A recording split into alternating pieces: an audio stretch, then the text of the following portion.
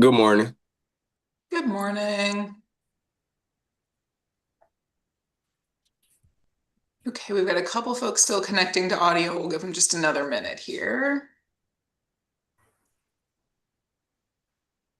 Good morning.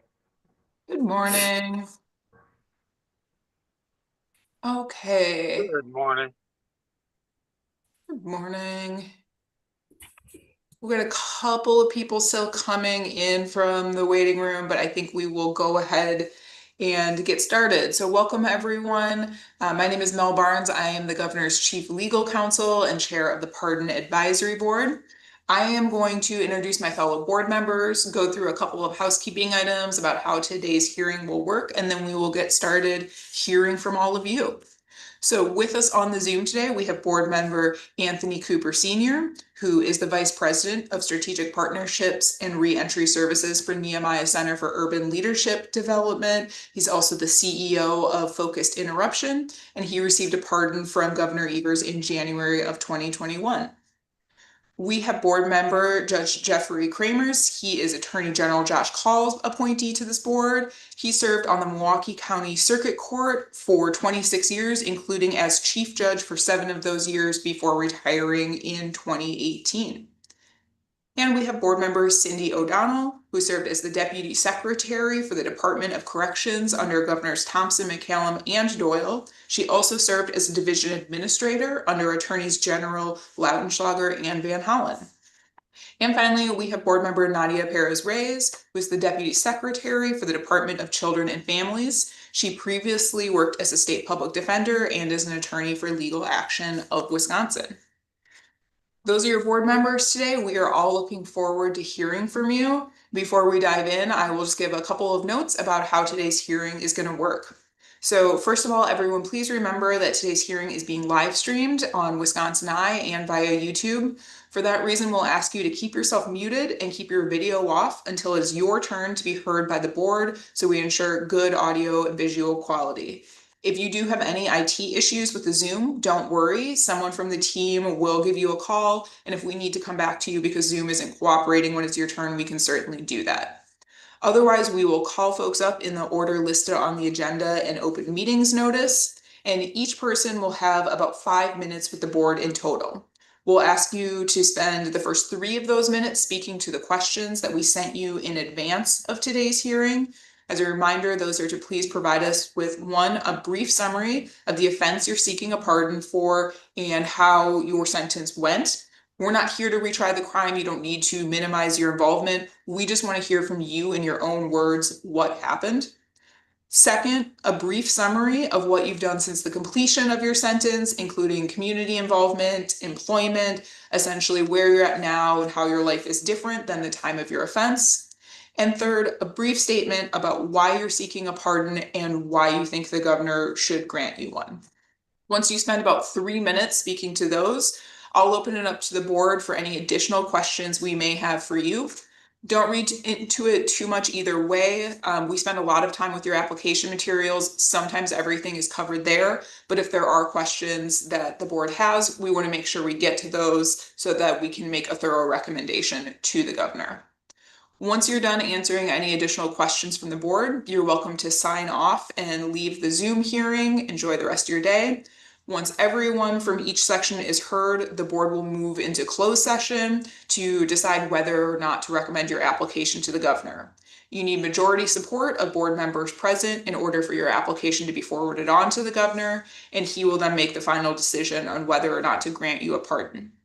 Either way, you'll hear about the outcome of today's hearing in about a month or 2 from today. You've been really patient just to get to the hearing today, so thank you for being patient a little bit longer so that we can thoroughly get our recommendations to the governor.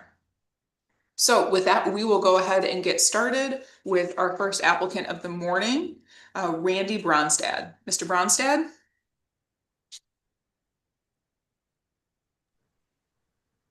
Good morning. Good morning. We can hear you. We can't see you yet. There you are. Perfect.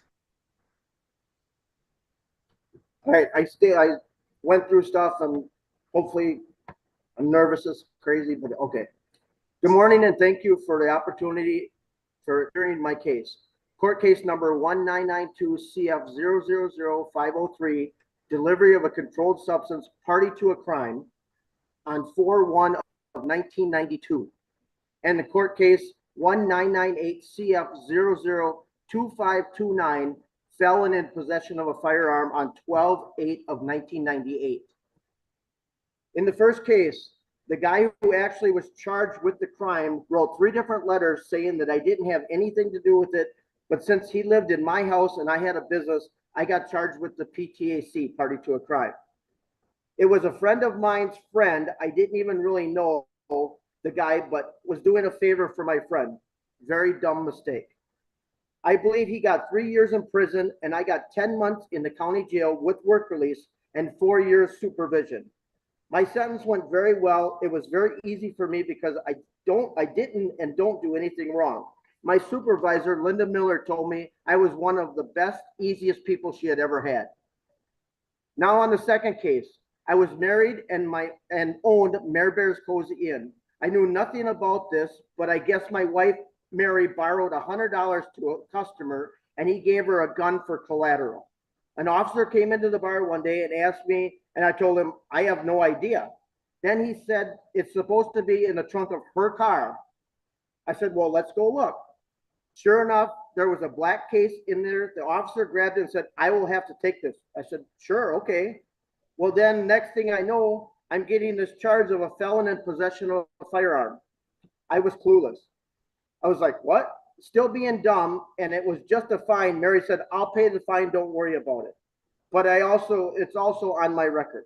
Honestly, to this day, I still think I was kind of set up. Soon after that, I divorced Mary. I have been in zero trouble since. Since I have owned, worked, ran a wooden pallet company, RB Pallets.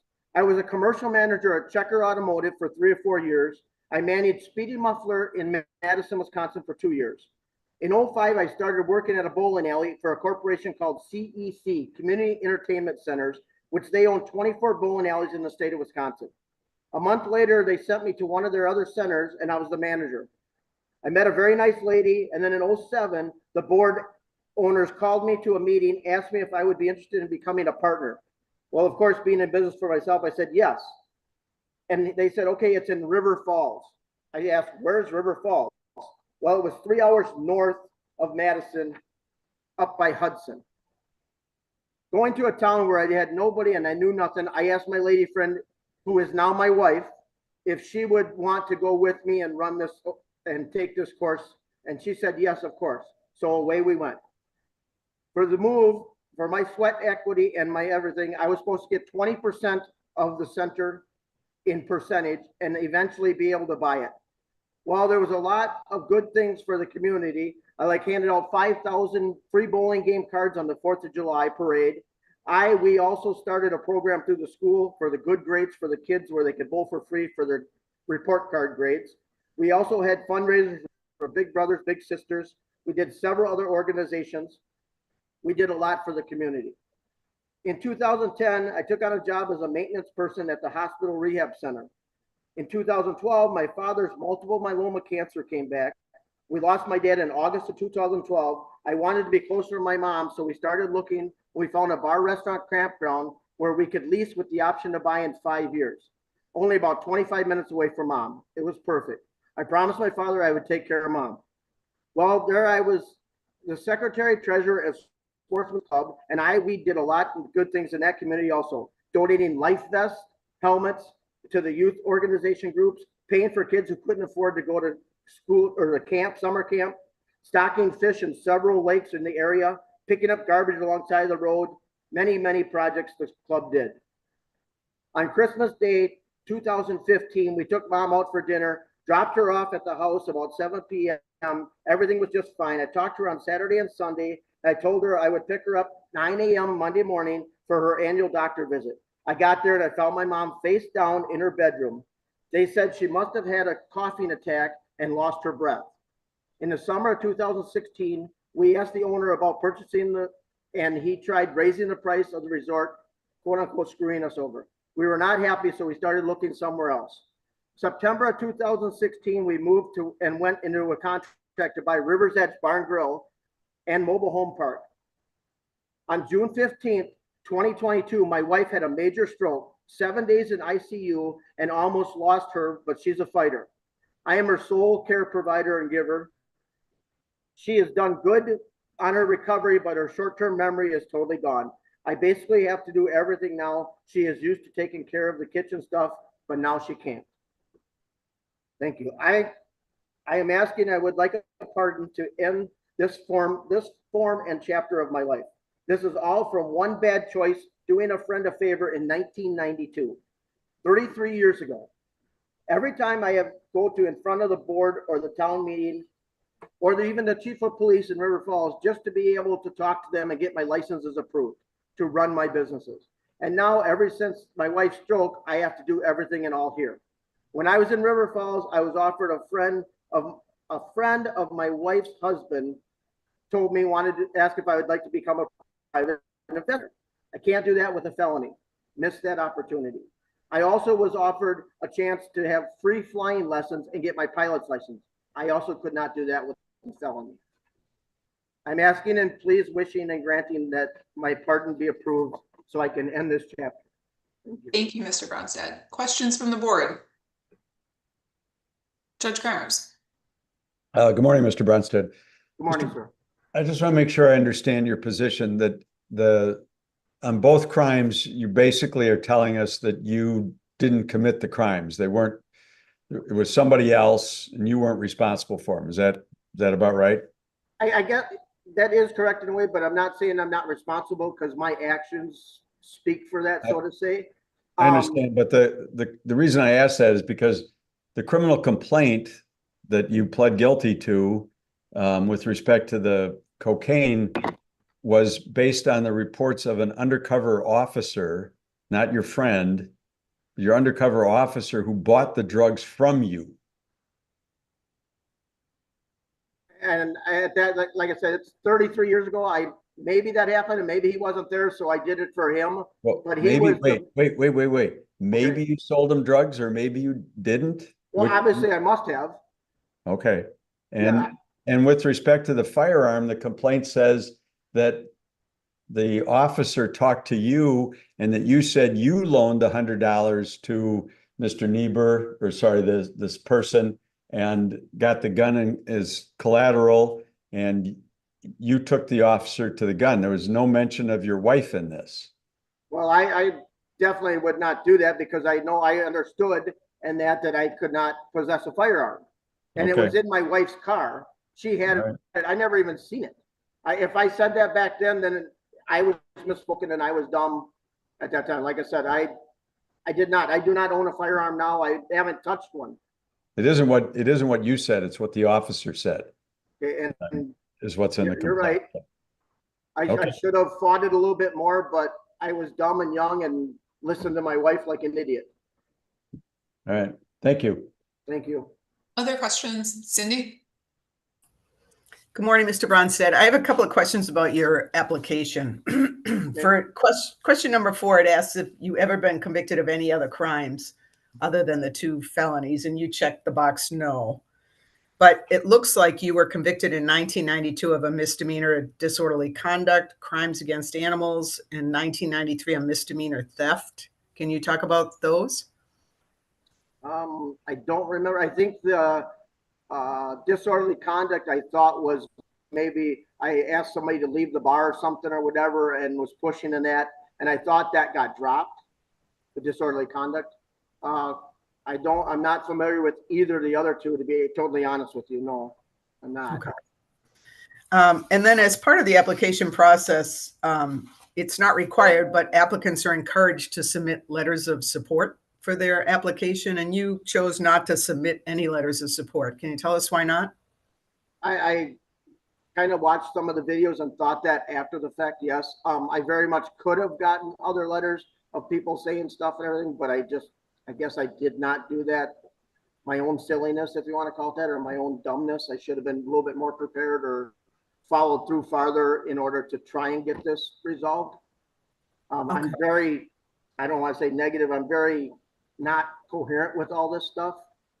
I don't really know what I'm doing. I obey the law. I don't do anything wrong to the best of my knowledge. I still trying to operate, run a business, a federal liquor license.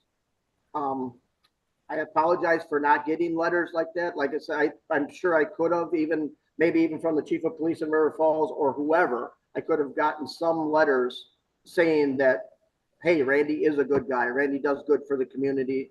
I've also been asked 2 or 3 times by several people here that they want me to run for the town board person. They're not happy with the person that's running the board here now. I can't hold that position or can't do that with a felony also. Okay, thank you. I apologize. Any other questions for Mr. Bronstad? Right. Thank you very much for your time this morning, Mr. Bronstad. I appreciate it and hope you enjoy the rest of your day. Thank you so very much for hearing me. Thank you. Next up, we'll hear from Jerry Nance. Mr. Nance? Yes. Good morning. We can Good hear morning. you. There we go. And there we are. Perfect. We'll turn it over to you. Yes, this crime, felony of forgery and uttery, party to a crime, took place back in 1998. I was working at Kmart along with a bunch of friends, a few family members, my mom, my sisters. At the time, I don't know how it all started, but eventually this group of us started collecting credit card numbers and utilizing those numbers as some worked at checkout counters, and some, like myself, was just material handling and things like that. Sometimes, usually I wouldn't work the counter, but sometimes I did. And at that time, we started utilizing these numbers that we would keep. Don't really know much else to say about that crime, but it was a large group of us. I know I wasn't the initiated leader of it, but I did take part in it, bought a whole bunch of merchandise off of these stolen credit cards. And unfortunately, it led to this felony that I have today. Since then, been prominent community member, started my own business back in 2005. I've been married, now have 8 kids, 9 on the way, or my 9th on the way. Past 15 plus years, I've been attending St. Margaret Mary, which is my family's church. Past year or so, I've been on the pastoral council board. Since the start of my business, I've actually been block watch captain in 3 different communities due to my property management work at the time. As of right now, I'm just a block watch captain. My wife and I are block watch captains where we live. Since then, started multiple businesses. Other than that, I acquired my plumber's license, my handyman certification, and has been running my business for the past 20 plus years. So other than that,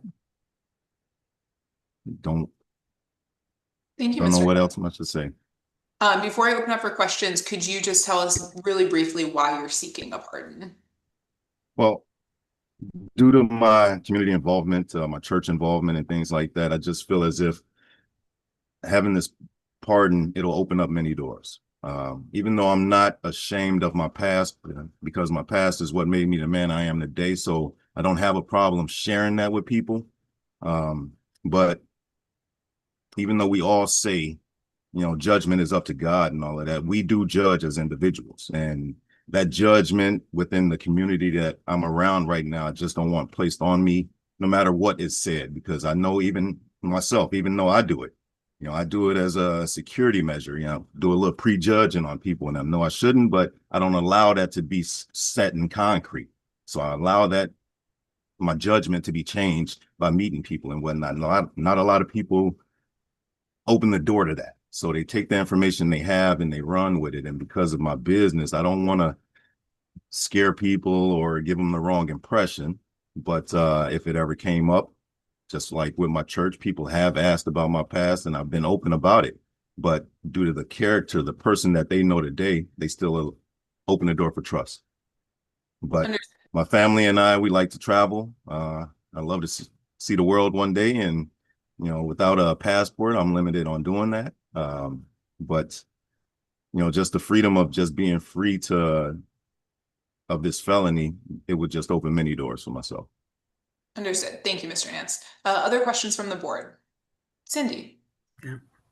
Good morning, Mr. Nance. You Good morning. heard me ask this question of the previous applicant, but you also did not submit any letters of support. Can you tell us why not? That is correct. My first attempt when I applied for my pardon the first time and my application wasn't complete and whatnot, I asked a bunch of people at that time, a bunch of people within my circle to actually write a letter for me. And over 50% of them said the same thing. Put something together for me and I'll sign it. That's not what I was trying to do. And from that point on, I just got frustrated. So I didn't want to ask anyone else to have me put together a letter describing who I am today, just for them to sign it. I didn't want to take it to my church, even though majority of my church know who I am. I didn't want to take it to them. I felt as if my current life would just speak for itself. And just to clarify, so you committed the crime when you were 17 years old, and you've had no other criminal convictions since then? No. Okay, thank you. Thank you. Judge Cromers. I noticed that you got probation as the original sentence, but then you were revoked. Why was your probation revoked? At the time of my revocation, I was actually at boot camp at the time, and as a alternative to my probation or sentence. And before I even went to prison, I had a restraining order that was issued from my probation officer at the time against my current girlfriend at the time, that we were not to speak with each other and any of that. I was found writing her letters while still incarcerated, which revoked my probation. And then how much time did you serve in prison? Just under 2 years. Okay. All right. Thank you. Thank you. Any other questions? All right. Thank you, Mr. Nance. I think that covers it then. I appreciate your time and hope you enjoy the rest of your Friday. Thank you all. You as well. Thank you. All right. Our next applicant is Daniel Stru. Mr. Stru.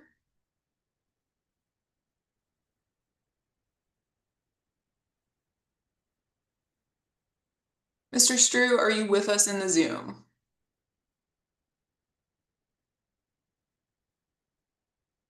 Yes, I believe I got it now. There we go. Okay, good morning, everyone. A little nervous, so bear with me. I believe my downward spiral began with an OWI that I had received. I was convicted April 27, 2009, in which my license was revoked for 6 months. Ignorantly, I didn't get an occupational driver's license, and on June 8th, 2009, I was pulled over and charged with driving after revocated. It was a month later, on July 9th, 2009, I made the worst decision of my life. I was riding my motorcycle with a group of friends, and my girlfriend was on the back when a sheriff tried to stop the whole group of motorcycles. And me knowing that I didn't have my license, I decided to run.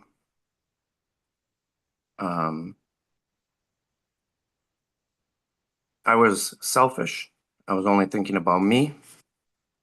And ultimately, the pursuit ended with my passenger, my girlfriend at the time, Kelly, falling off the bike.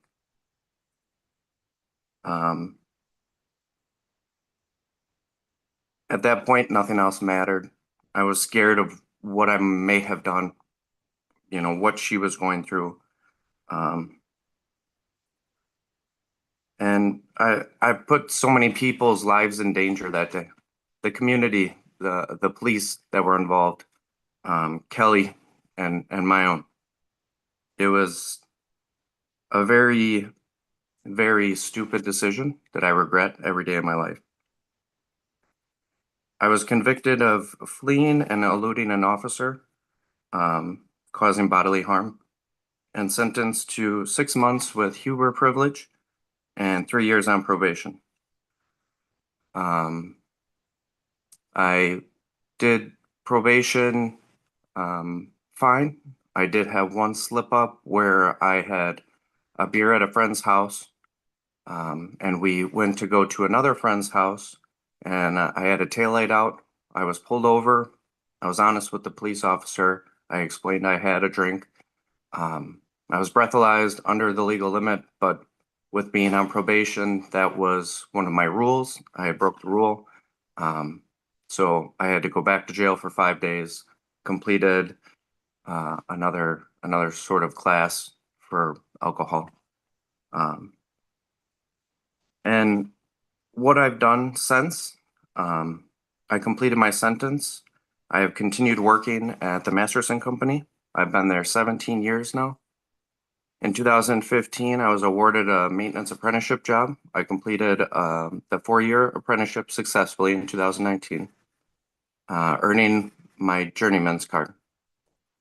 I also became a first responder at work by taking first aid, CPR, and AED classes. I continued taking other classes at WCTC to further my career. I quickly moved up at work and became lead maintenance mechanic, taking on responsibilities of training new apprentices. And most recently, I completed high pressure, low pressure, and boiler operation classes at MATC, allowing me to get my facility operating engineer chief license in the city of Milwaukee. The past 2 years, I've been working one-on-one with a tutor also to learn Spanish.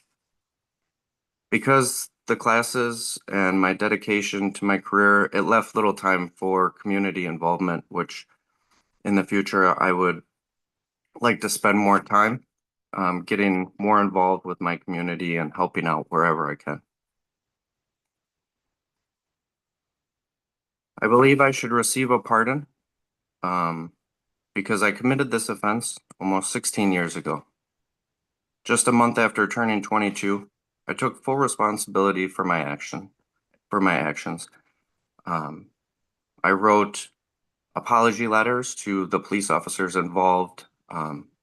Kelly, my ex-girlfriend, I apologized to her parents in person, her in person. I just try to apologize to everyone for making that mistake. And now I'm 38 years old. I've had no other police contacts or convictions. I personally believe these past 16 years show the real person I am and how running from the police was completely out of character. I continue to inspire and train new apprentices so that they can be successful in their career. I also remain a positive influence to my friends, my family, and the community. I'm seeking a pardon because not only would this be a great honor to me, it would free this anchor that still weighs me down. I feel like I could move on to the next chapter of my life with confidence and clarity, allowing me to become the best person I can be. My mom is also retired and travels very frequently. I'd love to be able to do that with her. My girlfriend is from Colombia, and when we go to visit her family, it would be nice to be able to travel South America without any restrictions. Having this pardon overall will open doors to other jobs, experiences, opportunities that I otherwise wouldn't be able to do. And that's all I got. Thank you, Mr. Stru. Questions from the board? Judge Garmers. Do you have any contact with Kelly anymore? No, I don't. I Okay. haven't. I think I messaged her when I went for my expungement to see if she would write a letter in favor. And because our breakup didn't end well, she's not really. Okay, thank you. Yeah. Any other questions from the board? Okay, thank you, Mr. Stru. Appreciate your time today and hope you enjoy the rest of your Friday. Thank you. I appreciate everything you guys do. Thank you for taking the time. Thank you. Next up, we have Dwayne Bellinger. Mr. Bellinger. Yes, I'm here. Excellent. We can hear you. If you're able to turn your video on, there we go. Good morning. How you guys doing? Great, thank you. My name is Dwayne Bellinger. My charges of count 1 was driving operating vehicle without owner's consent. Charge 2 was fleeing, eluding an officer of party to a crime. These charges happened in 2003, right after I turned 17 years old. I completed all my terms of probation. I was sentenced to 42 months on both charges. They ran concurrent and 3 years probation. So I completed my probation with my GED. I also paid all restitution. Since then, I've been going to college. I completed college in 2010 with my associate degree in business management. I also been working little jobs. My first job was a server job because that was the only job I could get at the time. Since then, 2016, I got my CDLs. 2017, I became a trainer for the bus company at Lakeside. 2019, I worked at the company called Aerotech, and I worked there for over 3 years, and I became the face of that company the second year of me being there, for me doing my good work and helping people out. Since then, I moved to Memphis, Tennessee, and came back here with I was doing dialysis. I've been there for over a year, and from dialysis, I had went to which job I'm at? SRS, Building Products. So I'm currently in school right now for my medical assistance, and I'll be graduating a few weeks after my birthday with my my medical assistance degree, and hopefully can work into a hospital. Um, the reason I'm seeking this pardon is because while I'm in this medical degree, I am willing to work in a hospital, and with that, they don't take felons that I know of, and I know I would like to work there. Just me being a careful person, I took care of a lot of people since I've been out of jail. My mom, my uncle, and just people in general for the jobs that I had. And I've been growing more and more into the medical field and helping people out. And I just been showing my kids that even with me having this felony, I haven't let it stop me, even though it has been frustrating me finding like good jobs and stuff of that nature. But I kept pushing and I kept moving forward. And I just wanted to just get this part and just to have a relief off my shoulder, and showing my kids that I did do it, even though I did commit the crime at the time, and I did pay for all my consequences. And I just want to just show them a better way of life. Thank you, Mr. Bellinger. Questions from the board? Cindy. Good morning, Mr. Bellinger. Good A morning. couple of questions. I know you mentioned you're in school right now. Are you also employed or are you a full-time student? No, I'm right now.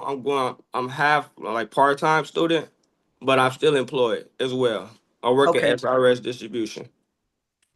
Okay, so you're not a patient care tech anymore. No, ma'am. Okay. What do you do for the distribution company? The distribution, they deal with like shingles, loading roofs, and commercial building products of that nature. Okay. So I And like they'll like put shingles on top of residential companies or help like low residentials. okay. You did not submit any letters of support for your application. Can you tell us why you chose not to? Reason being that I didn't submit any because I did try to reach out to certain people of like my old jobs and stuff of that nature to try to get recommendations. Some replied back, some didn't reply back. So I just kept pushing forward and did it on my own. Okay. Thank you. You're welcome. Judge Cromers. Good morning, sir. It Good looks morning. like from the records we've been provided that you have a couple of public assistance liens against you for about $25,000. Does that sound right? Probably believe so. Think that was for the overpayment of child care. That's what I was going to ask what it was about. Yep, I believe for overpayment of child care. Are you on any kind of a payment plan with that, or Yes, sir. They was garnishing my checks to pay that back. so they're garnishing them now, your wages now? No, not right now. They're not. Do you know why they stopped? That I have no clue, sir. But you still owe a significant amount of money, Yes. as far as you know. And then it looks like from a Facebook post that's on your account that shows you driving. This is in January. It looks like you're smoking a marijuana cigarette. Is that correct? In January? Yeah. Probably not. I'm not for sure, sir. Okay. All right. Thank you. No problem. Other questions from the board? Okay, and Mr. Bellinger, I just wanted to follow up. You said that they were garnishing your wages for a bit on the public assistance repayment. Are you making payments towards that now? No, ma'am, I'm not. Okay. Do you have an idea of about how much you still owe? My last recollecting of me knowing was probably about like between $19,000 to $20,000 because they was, like I said, it was garnishing my income when I was working at Fresenius for dialysis. Okay, thank you. No problem. All right, I don't see any other questions from the board, so thank you very much for your time today and hope you enjoy your weekend. Thank you, you guys as well. Thank you. Our next applicant is Frederick Brown. Mr. Brown?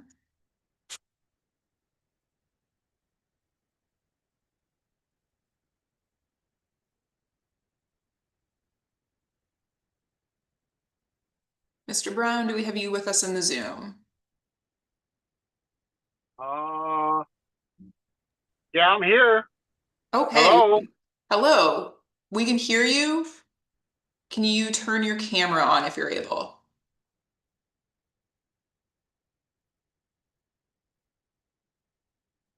Okay, and looks like you're muted again. Mr. Brown, if you could unmute.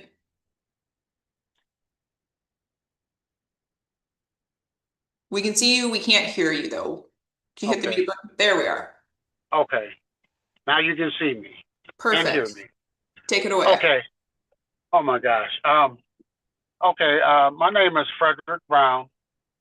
Case number 2003 CF000491. And it is armed robbery with use of force. It happened May, I believe that, no? Yeah, May 2nd, 2003. And I'm going to go into it a little bit. But before I do that, I would like to say I was heavily on drugs for years.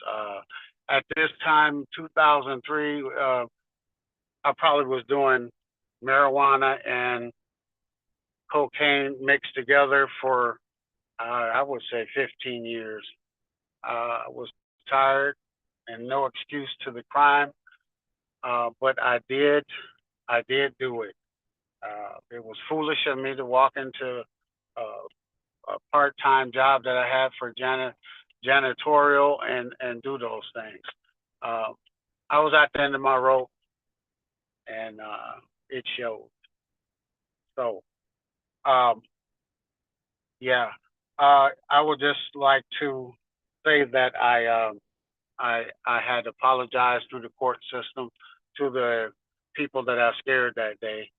And I act like I walked in, I knocked on the door, walked into Wendy's, and act like I had a gun.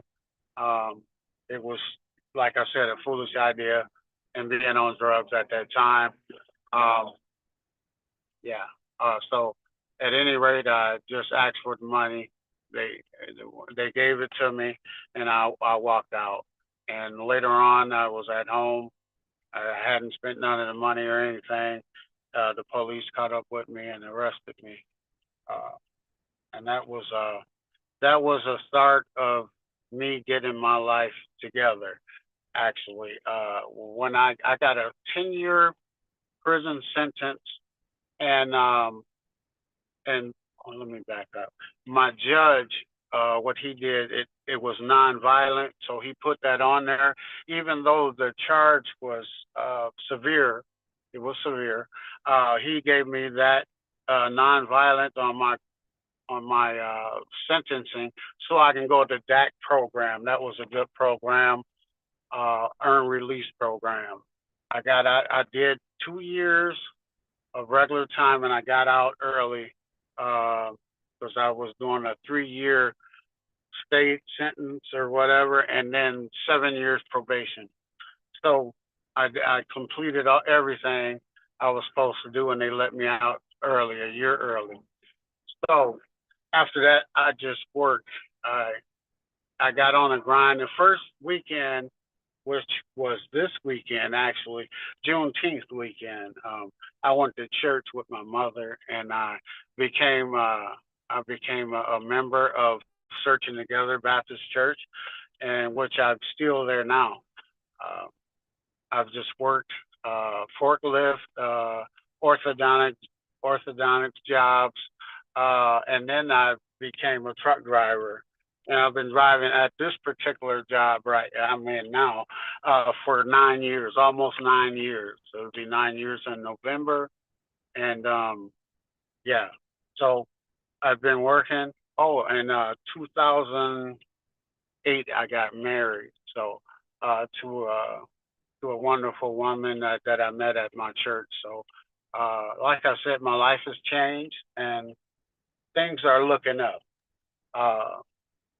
And like I said, my parents, I'm a family guy, so I went through a lot, not being around my family in prison. So, yeah, I know there's something else I'm missing, but I just would like to say that I need this pardon just to complete I'm an older guy now. I need the pardon, and I would love for the mayor the governor to pardon me. It's not just to have a gun, but it's just for I pay taxes. I do everything that I'm supposed to do in life, and I just need to feel complete. I believe that's the word, to feel complete. And not only that, not only did I have a felony, I had a couple other misdemeanors. Excuse me for a second. I had a couple other misdemeanors, and they were for domestic violence against the mother of my children in the early 90s. I don't know if I put this on the application, but it was in the early 90s, I believe. Early 90s. I was on drugs, no excuse, but I was a jerk, put it that way. And I've gotten my life together. One sad note, in 2010, Christmas Eve, my son, Frederick Brown, he died of cancer, leukemia. So I've been dealing with the loss of family throughout this whole process, and I've remained to be clean. I haven't had any dirty ways when I was on probation. Of course, been off for years, and I'm still can take a test and not have it dirty. So I would just like to say that, and I would like to thank you all for the time given to me today.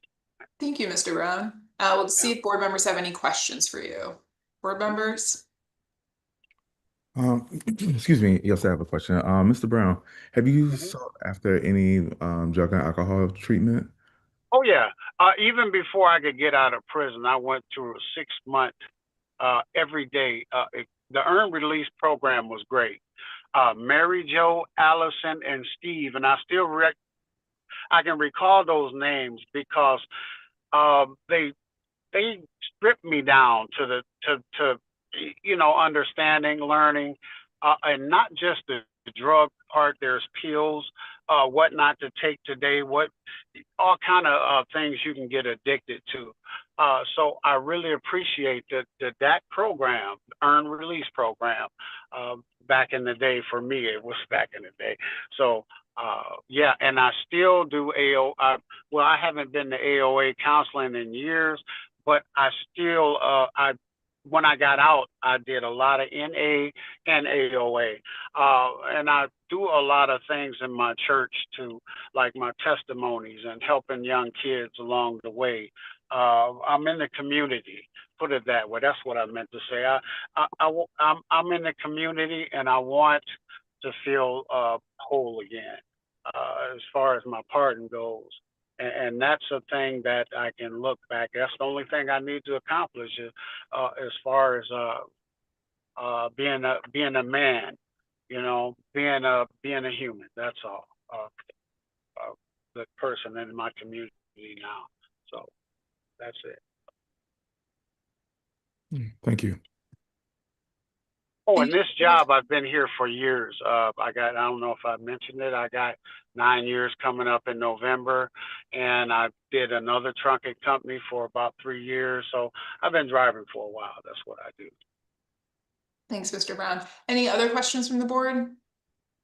All right, I think that covers it then. Appreciate your time and hope you have a great weekend, Mr. Brown. You too as well. Enjoy your day. Thank you. Mhm. All right, and next up we have Rhonda Carr. Miss Carr.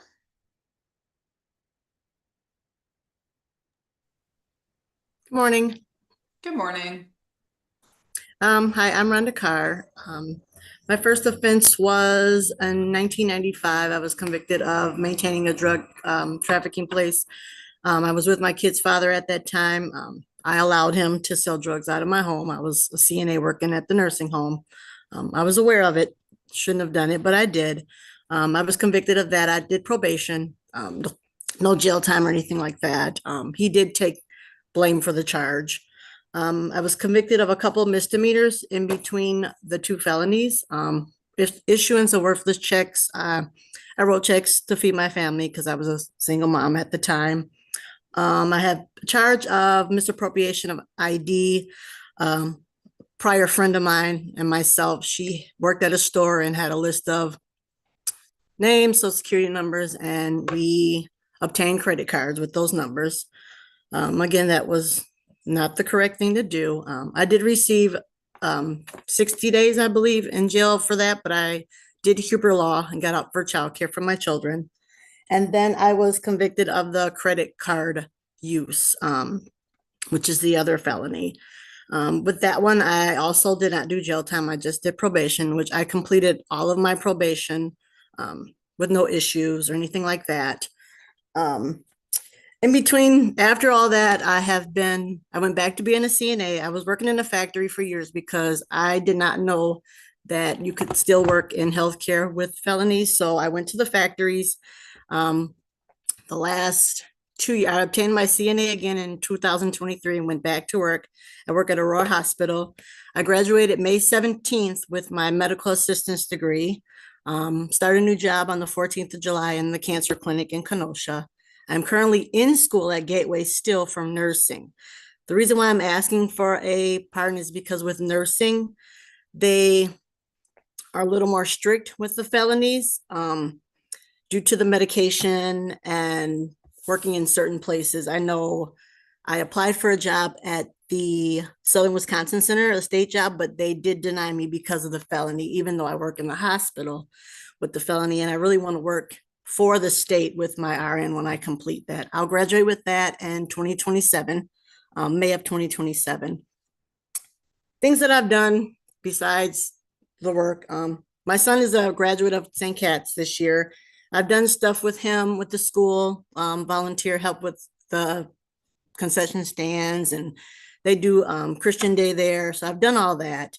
I worked with a youth group home with a lady named Lisa. She is a big staple of the city of Racine as far as foster care, and her home that she has, it's I wouldn't say shelter, it's a temporary place for children that are in trouble a lot.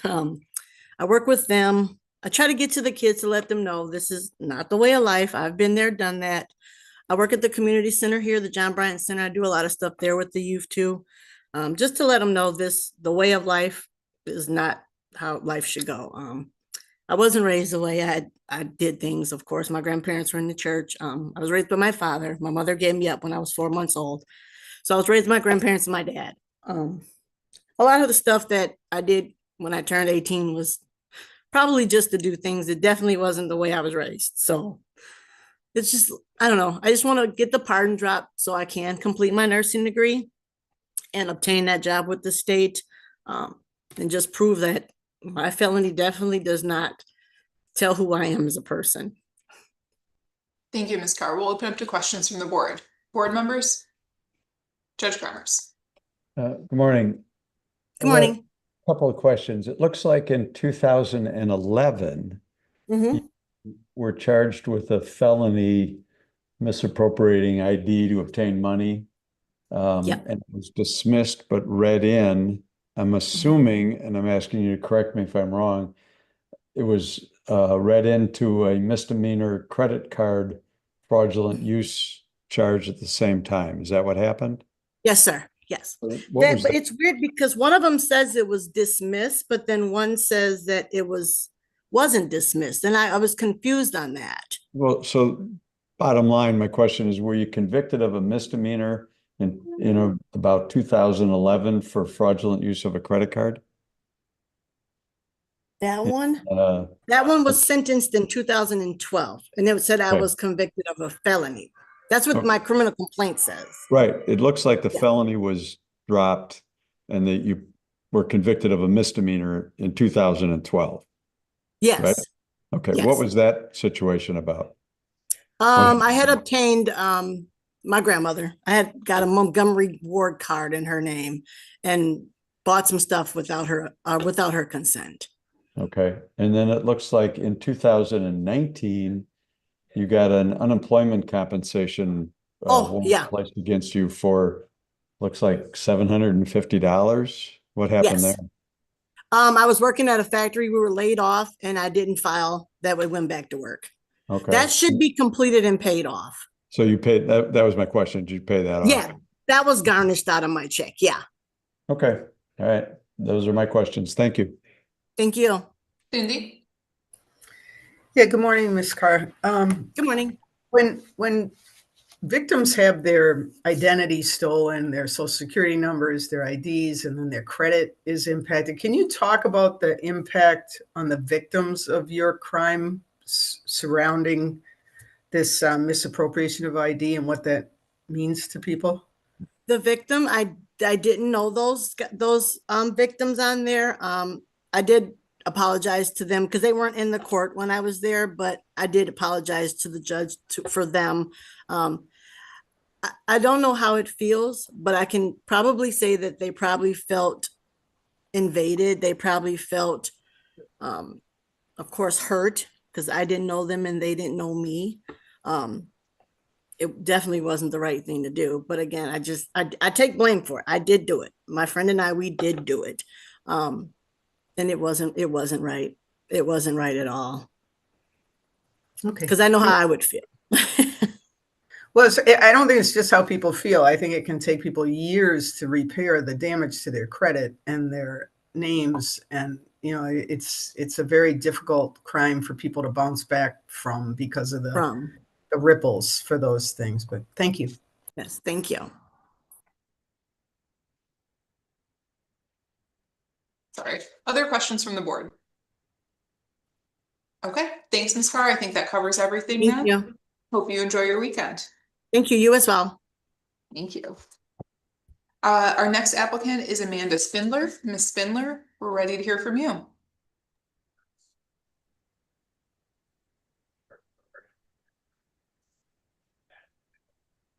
Can you see me? Indeed. Okay. Hi. Okay, so my charge is the burglary of a dwelling. I did my sentence, I completed it. I went through a lot in high school. I found out I was adopted by my parents. I was bullied in high school with a lot of stuff. I had some mental issues going on. I was in the wrong group of friends that encouraged me basically to steal from my parents is what happened. And my parents wanted me to get help before this even happened. I didn't think I needed help. I basically denied every chance of help that I could get. And it led to this, with bad decisions, bad friends.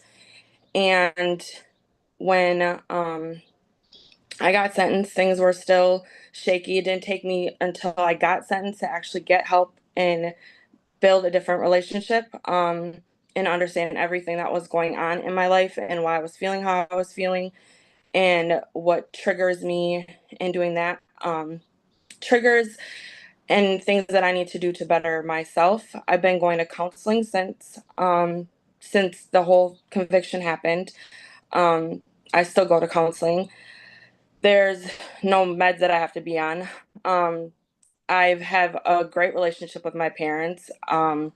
I'm constantly talking to them. We spend time together.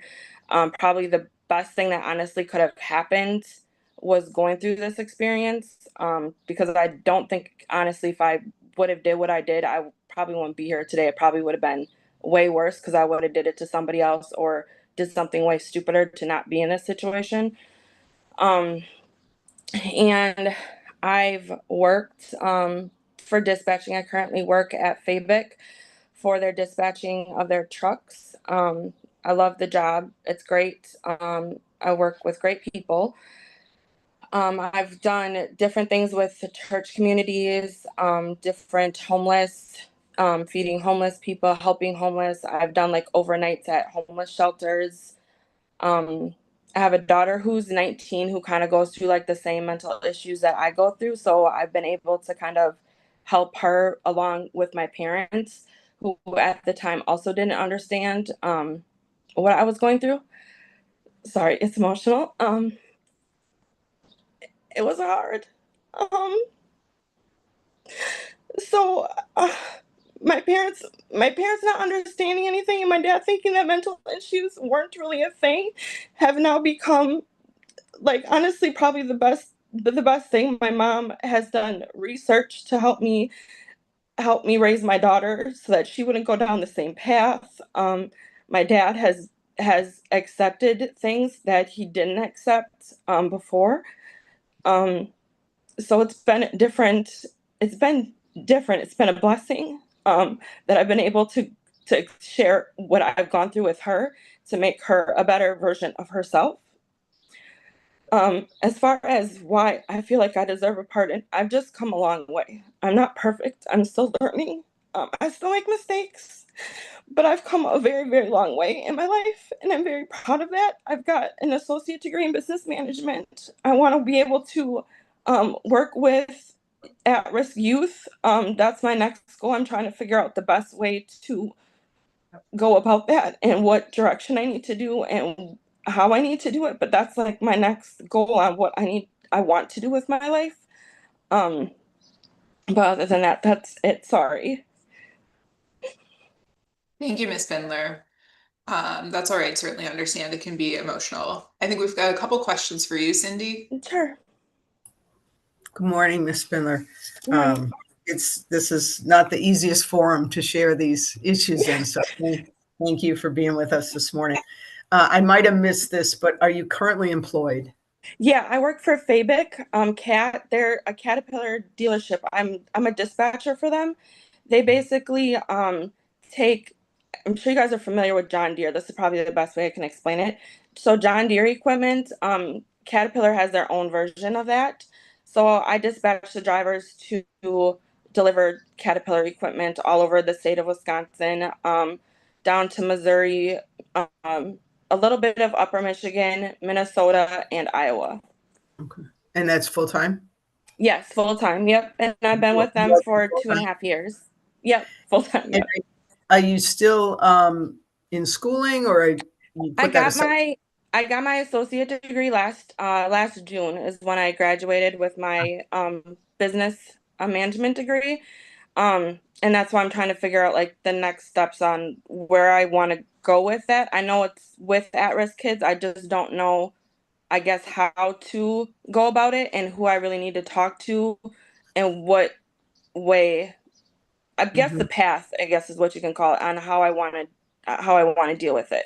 Because I want to be able to share my story with them and be able to get more so the help that they need. Because I just see a lot, I live in Milwaukee, so I see a lot of kids that probably don't have the best guidance or don't know where to get the best guidance. So I just want to be able to be a resource and be able to help kids so they don't go down the wrong path. Or if they do go down the wrong path, they don't continue to go down the wrong path and they get the help they need right away.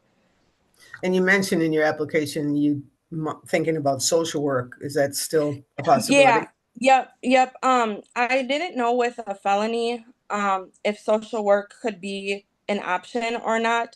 And when I did talk to somebody, they said that having a felony can kind of go both ways. Like, it kind of depends on what the felony is.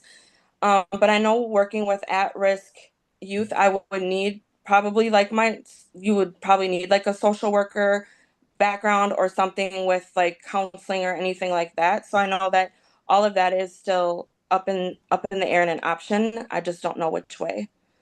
Got it. Thank you. You're welcome. Other questions from the board? Judge Kremers. Yeah, good morning, Ms. Spindler. Good morning. Any chance you got a driver's license yet? I'm currently working on that right now. I Good. have I paid off all my tickets. Good. It was like over $1,500 tickets. Yeah. And then I just have to wait for my last ticket to go off of my DMV record so that I can go to the DMV and get my license and finally have my license back. Great. Good luck with that. That's Thank really you. important. Thank Yes, you. it is. And and the one time I did have my license, they told me I didn't have my license. So they told my car and everything. We had to go through a whole thing. So my license has been like come and go. And now I'm finally to the point where I have everything paid off. Basically what happens is I get everything paid off, get my license, and then a ticket comes back that I didn't pay, and then they take my license away. Yeah. So now I'm to the point where I have everything officially paid off, so I don't have to go through that anymore. Yeah. DMV can be a little tricky that way. So I applaud your perseverance, and I hope you get it straightened out. Good for you. Yep, I'm just waiting for the one to fall off. I paid the last one. I just looked right before this at o'clock. I looked to see if it was off, and it's still not off. So I got to wait for that to fall off, and I can go straight to the DMV. All right. Good for you. Thank you. Thank you. Thank you. Any other questions for Ms. Spindler? All right. Thank you very much for your time today. I hope you enjoy the rest of your weekend. Thank you. You too. All right. Our next applicant is Leonard Bendlin. Although I think you also go by Mr. Gage. You can tell me which you prefer. Thank you. Gage is perfect. Got it. We'll turn it over to you, Mr. Gage. Thank you. To start with, I did get a letter of endorsement a few days ago. This is from the district attorney, Jeffrey Altenberg. So I just wanted to show that for the record here. I think we have a copy of that in your file, Mr. Gage, but I'll make sure. Okay, thank you. Well, good afternoon, good morning, board. I appreciate you all hearing me. My name is Leonard Gage, formerly known as Leonard Bendlin, and I want to disclose that I changed my name as part of my journey for personal growth and transformation. The opportunity to appear here is weighty. I know a lot of people want this seat, and I have it, so I'm grateful. And I'm humbled before the court. In 2002, at the age of 22, I was convicted in Milwaukee County for felony possession with intent to deliver as a party to a crime, and I received a sentence of 2 years in prison, and that was followed by 2 years of probation and extended supervision, which I completed in 2006. At that time of my life, I was lost, and I was raised by a hardworking single mother. I was lacking a father figure or a positive role model, so I turned to the streets for identity and for acceptance. And that decision led to poor choices and ultimately criminal behavior. I take full accountability for all those choices. And I think it was the prison time that opened my eyes the most. to the time that I was wasting and the loss of potential of what I could have became. So over the last 2 decades, I've worked hard and I've completely transformed my life. I've been reconciled to Christ, and he's the center of my life. I completed my GED. I've completed a degree from Anthem College for massage therapy and MBLEX. So I ran my own business for 10 years for massage therapy. I've had other endeavors as far as CDL permits and PNS endorsement, and drove school bus. And currently I work with Dr. Pittman, and we work with troubled youth. We're going to start up the boys side of it. I work with Kingdom Prep as a counselor, so I can be the person that I wish I saw coming. I fully dedicated myself through my faith. I'm a committed member of Ontario Christian Center, and I've been baptized and have an apprenticeship through them. Most recently, my ministry credentials. So I'm writing a testimony and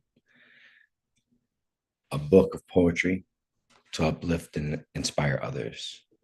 So my community service, as far as volunteering goes, I've worked with AIDS foundations, with Susan G. Komen breast cancer, suicide prevention events, and much more. I've spoken at youth job camps and mentored students, spoke at Bryan and Stratton College, and I plan to launch a nonprofit, which will be mentoring and preventing incarceration, returnment. So I'm seeking a pardon because I no longer am the man that I once was, and I want to fully step into the man that I want to become. In addition to restoring my rights, this pardon will allow me to further serve my community. I currently work with the Public Safety Department here in Milwaukee. I've been with them since December, and I've submitted this application to the Milwaukee Police Department. And becoming an officer isn't just a job for me, it's more like a mission. I want to bring empathy, life experience, and a restorative perspective to what I am. And I want to be an example that I never was. And I also want to show the power of transformation and the value of a second chance. So this pardon will remove the legal barrier preventing me from fully stepping into that role. It's been 20 years since my conviction. In that time, I've worked hard to become a man of integrity, purpose, and service. I want to rebuild my life, and I want to dedicate myself to the community. So thank you. Thank you, Mr. Gage. Questions from the board? Cindy? Yeah. Good morning, Mr. Gage. A couple of questions. So where are you currently employed right now? I work with the Public Safety Department for the Housing Authority, City of Milwaukee, under Chief Marlon Davis. Okay. And what do you do for them? I do everything from first responders. I work with police and firemen and ambulance, and do security for the developments from West Lawn all the way over to South Lawn. So I'm citywide responder. Okay. And that's a full-time position? Yes, ma'am. Okay. Or more than that. Yes, ma'am. And you may have heard me ask Mr. Gage other applicants this, but you did not submit any letters of support for your pardon application. Can you tell us why not? Yes, ma'am. I just recently received this Monday from our district attorney, Jeffrey Altenberg. So he said he supports it. So I have that. Yeah, that everyone has to alert the judge and the DA. That's not letters of support from employers, family, friends, neighbors, community. I mean, those kinds of letters help us as a board see what kind of a person you become. And so it's helpful. It's not required, but it's very helpful to us to have people submit letters of support for their applications. So I'm just curious why you chose not to submit any. I made a mistake of not submitting. Yeah, I didn't. Yeah. Okay. And just and maybe Madam Chair, you can sort this, but the one we have on file, I don't think we have. Maybe that came in later from the DA. I think it did. I think it just came in. Okay. Oh, actually, no, sorry, I'm looking. We don't have a copy of it. We can work on running that down with the DA. Okay. Very good. We got some late ones yesterday. This was not one of them. Okay. All right. Thank you. Thank you. Judge Cremers. A couple of questions. So if I read your application correctly or I'm not sure where in your papers I saw it, but you have 4 children, is that right? Yes, sir, I do. And how old are they? I have a 20-year-old, Giovanni. I have an 18-year-old who's ready to graduate from high school, Angelia. I have Isaiah, who's 10, and I have Leonard the 4th. And do all 4 of them live with you?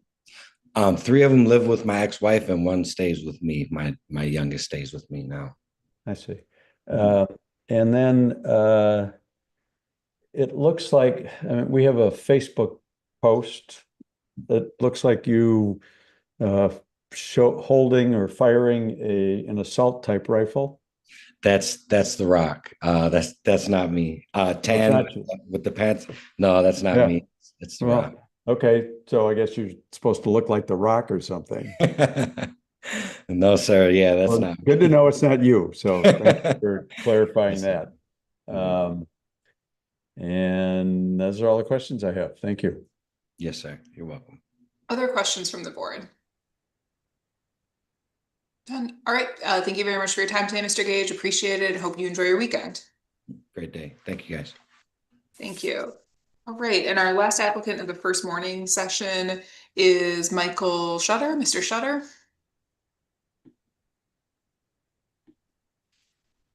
Got me? We can hear you. Thank you. Is it Shutter? Am I pronouncing that correctly? It's Shooter, but it's fine. Okay. Well, thank you, Mr. Shooter. We'll turn it over to you. So I have 2 charges: delivery, manufacture of cocaine, and burglary to a dwelling. Really, I mean, there's no excuse for anything that I did, but I was young and homeless at 17, so peer pressure and everything else, and really just not wanting to get a job was my, I hate to use this word, but justification of why I did it. Like I said, there's really no justification on it. I got revoked a bunch of times from both of my charges. But around 2010, I kind of just settled in and realized that life of crime wasn't the way to go. In 2013, I completed my parole or extended supervision about 6 months early. Met my wife, and the rest is history. I don't really do anything. I mean, I go to work and I come home, and that's it. The reason for wanting a pardon is kind of threefold. One, I live in kind of a judgmental area, I guess you could say. I can't apply for volunteering at my stepdaughter's school because of my felonies. 2, my job. I know on my application I put I'm an aftermarket sales rep, but I was promoted into a customer relationship manager / project manager. So I travel all throughout the country and I help companies with warehouse automation, that sort of thing. I cannot go to Canada, and a lot of my accounts do have facilities in Canada. So I can't go there with a felony. If I get pardoned, I have a better chance of being able to go there for work-related trips. And then the third reason is I also can't work with any DOD accounts because I have my felonies. So that's what I got. Thank you, Mr. Shooter. Questions from the board?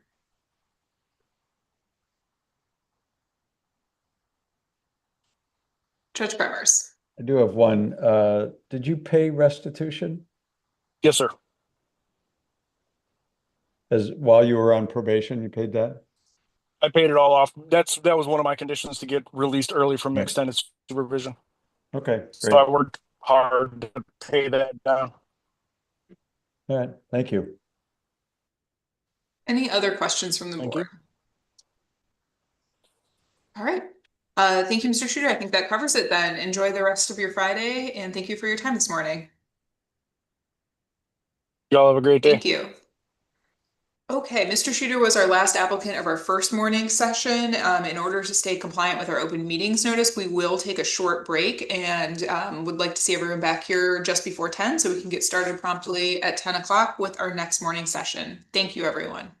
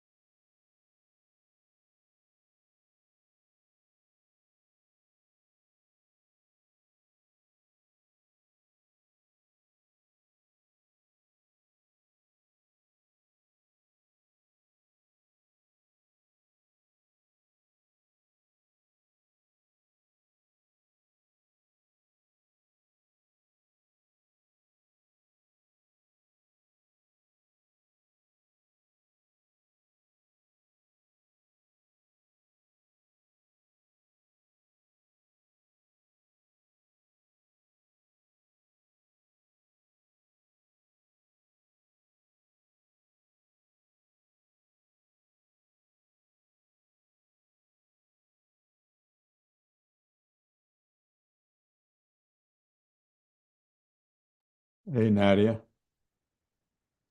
I saw Kelly. Hey, Thompson. Jeff. We're still on the stream. Oh, we are? Okay, Just so never you're mind. aware. Thank you. I'll tell you later.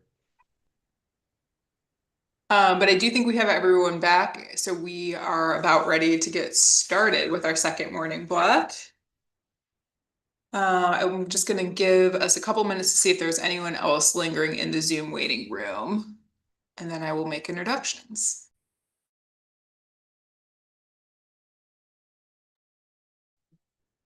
Okay, I think that's everyone. So we'll go ahead and get started with our second morning block here. My name is Mel Barnes. I am Chief Legal Counsel to Governor Tony Evers and Chair of the Pardon Advisory Board. I'm going to introduce my fellow board members, go through a couple of quick housekeeping notes about how the hearing will run, and then we will get started hearing from all of you. So with me today in the Zoom, we have fellow board members Anthony Cooper Sr., who is the Vice President of Strategic Partnerships and Reentry Services for Nehemiah Center for Urban Leadership Development. He's the CEO of Focused Interruption, and he received a pardon from Governor Evers in January of 2021. We have Judge Jeffrey Kremers, who is Attorney General Josh Call's appointee to this board. He served as a Milwaukee County Circuit Court judge for 26 years, including serving for Chief Judge for 7 of those years before retiring in 2018. And we have board member Cindy O'Donnell, who served as the Deputy Secretary for the Department of Corrections under Governors Thompson, McCallum, and Doyle. She also served as a Division Administrator under Attorneys General Lautenschlager and Van Hollen. And finally, we have board member Nadia Perez-Reyes, who is the Deputy Secretary for the Department of Children and Families. She previously worked as a state public defender and as an attorney for Legal Action of Wisconsin. We will go ahead and get started hearing from all of you in just a moment. Do please keep in mind that today's hearing is being live streamed via Wisconsin Eye and YouTube. For that reason, we'll ask you to keep yourself muted and your camera off until it is your turn to be heard by the board so we can focus on the person presenting. If you run into any IT issues with the Zoom, don't worry about it. Someone from my team will reach out to you and help you troubleshoot. We can always come back to you if technology isn't cooperating when it's your turn to be heard by the board. Otherwise, we will call folks up in the order listed on the agenda and open meeting notice. Each person will have about 5 minutes with the board in total. We'll ask you to spend the first 3 of those 5 minutes speaking to the questions that you were sent in advance of the hearing. As a reminder, that is to 1, provide us with a brief summary of the offense you're seeking a pardon for and how your sentence went. We're not here to retry the crime. You don't need to minimize your involvement. We're just looking to hear from you in your own words what happened. Second, a brief summary of what you've done since the completion of your sentence, including community involvement, employment, how your life is different now than at the time of your offense. And finally, third, a brief statement about why you're seeking a pardon and why you think the governor should grant you one. Once you've spent about 3 minutes speaking to those questions, we'll open it up to any additional questions the board members may have for you. Don't read too much into it either way. If people do or do not have questions for you, we have all of your application materials. We've spent a lot of time with those, and sometimes everything that we need to know is covered there. If folks do have questions, though, we want to make sure that those are answered so we can make a thorough recommendation to the governor. Once everyone has been heard by the board, once you're done being heard by the board, you're welcome to sign off and enjoy the rest of your Friday. You don't need to wait till the end of the hearing. And once we've heard from everyone, we will move into closed session and decide whether or not to recommend your application to the governor. You need a majority support of board members present in order for your application to be forwarded on to Governor Evers, who will then make a final decision about whether or not to grant your pardon. Either way, you'll hear about the outcome of today's hearing in about a month or 2 after today. Thank you very much for your patience getting to this point. We know many of you have been waiting a long time since submitting your application, and we just need a little bit longer to make sure we can get those thorough recommendations to the governor and he can make his decision. So with that, we'll go ahead and get started with our first applicant for the second morning session, which is Melanie Hickey. Ms. Hickey, we'll turn it over to you. Good morning, and thank you for this opportunity. My name is Melanie Hickey. My crime was back in 2001, was convicted in 2002 for forgery. Stood next to somebody who wrote out a stolen check. I was 19 at the time. I was around people who made bad choices in life, and at the time they didn't have a care in the world what they did. I was very young and impressionable, and also wasn't stable on medication at the time. Um, let's see. I've stayed clear of bad influences for 23 years now in situations that would get me into trouble for 23 years, I think this was. And um, I've worked on bettering myself, being a mom to 4 kids, and trying to be a really good role model. I've been going to see Pam, which she's an APNP nurse. I've been seeing her for many years, even before this had happened. So I've been on medication, working with her, trying to be self-being, and getting to know my moods more. I've had jobs where I was an opener, cashier, closing manager, opening and closing, having to work with cash registers throughout the day. I've done some college. I've done a lot in the community. I've worked at the elementary, middle, and high school for many things as wrestling, volleyball, softball. I was even the Girl Scout leader, talent shows, field trips, ran a lot of things. So I've been trying to work on with medication management, counseling. I've also had my kids. I write journals, set goals, things that I want to see me do well, give back to my community, acknowledge my weaknesses. I'm asking for pardon today, so I want to be able to go into my children's school without having any questions or to explain why I have this felony. To be able to do more in the school than I can do now, as this crime has put a hold on me, from furthering both the ability for a role in the school and some facilities and organizations, entering into some countries that don't allow felon convictions, being able to secure affordable housing.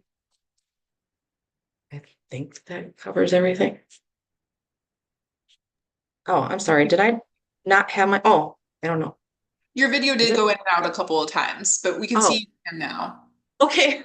Yeah, I just didn't seen it was interrupt up. you, and we were able to hear everything you said clearly. So I'm sorry. You're all right. Anyone on the board have questions for Ms. Hickey? No? All right, I think that covers it all then, Ms. Hickey. Appreciate your time this morning and hope you enjoy the rest of your Friday. Thank you. Thank you. I know. All right, our next applicant of the morning is Mang Tao. Mr. Tao?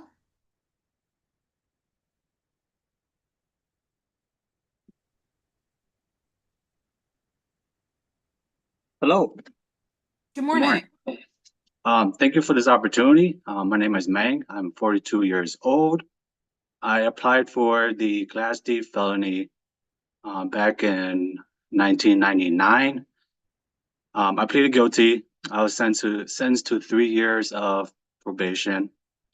How this all started, we were at a family function, just having a friendly volleyball game, and we were approached by another group of gang members that accused us of speaking to their girlfriends, and we got into a big fight, and we were all scared. We were young juveniles, and one of the juveniles said that she can get us a firearm to protect ourselves. And so we were just like, okay. So we got that, didn't really think about anything.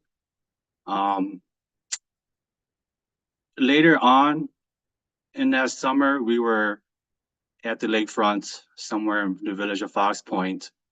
We were out late past park hours, and were approached by police officers, and they recovered that firearm.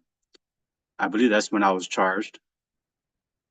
Later on, a few months later, the firearm was reported missing by that juvenile's father. During my probation period, I do remember before that I had to go to AODA because we were drinking at that time. I did complete that. I also had house arrest that I completed. But during my probation period, I remember being arrested for being out late with my uncle. And that was because I was just with him. I didn't know he had screwdrivers and stuff like that on him. We were just taken in. And because of that, I was sent to a house of corrections for 2 weeks. And those 2 weeks is what changed my life because I knew then that I didn't want to be in there ever again. I paid all my restitution. At 18, I found a job. I was hired through injection molding company called Rexam, which is now called Sucks As I Am. I've been there for 25 years. I am now the external warehouse lead, also a CDL driver there. I really enjoy working there. It's that place is like a family to me. They helped me get my GED. I got my CDL through them. I've actually met my wife through there, and she was a single mother of 2, and I helped her raise her kids. We're now married. In 2009, we purchased a home together. We also attended and became members at a local church called Grace Point. Shortly after that, I took a lead position as the treasurer, and I did a 2-year term. In between those years, and I'm still there now, I've been assisting with men's ministries, youth, children, and also communion. I'm currently the treasurer again. This is my 3rd year, and I'm enjoying it. I'm also mentoring somebody to take over my position, possibly in a year or 2. My pastor did marry my wife and I. We now have 2 grandkids, and I spend a lot of my time just making or preparing like vacations and stuff to be with each other. My son lives in my stepson lives in Minnesota, so we drive there frequently. I'm also an avid outdoorsman. I like to fish and hunt, so anytime I have to show people the outdoors, I take that opportunity. I bow hunt, so I don't use any firearms. I bow hunt. I also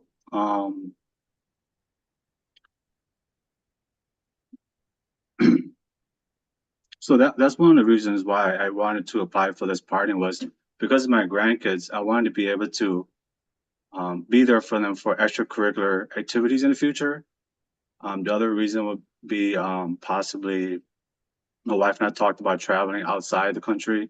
A lot of our countries that we want to visit was South Korea, Japan, possibly United Kingdom. And the last thing, I wanted to be able to keep my opportunities open if a career was there for me to possibly pursue like my CDL license or maybe in another management role or something in the future. I mean, I was lastly, I was young and naive, and you know, these actions kind of made me feel ashamed, but I've learned from this because it made me work harder to be who I am today. And I am a man that has very firm core values now.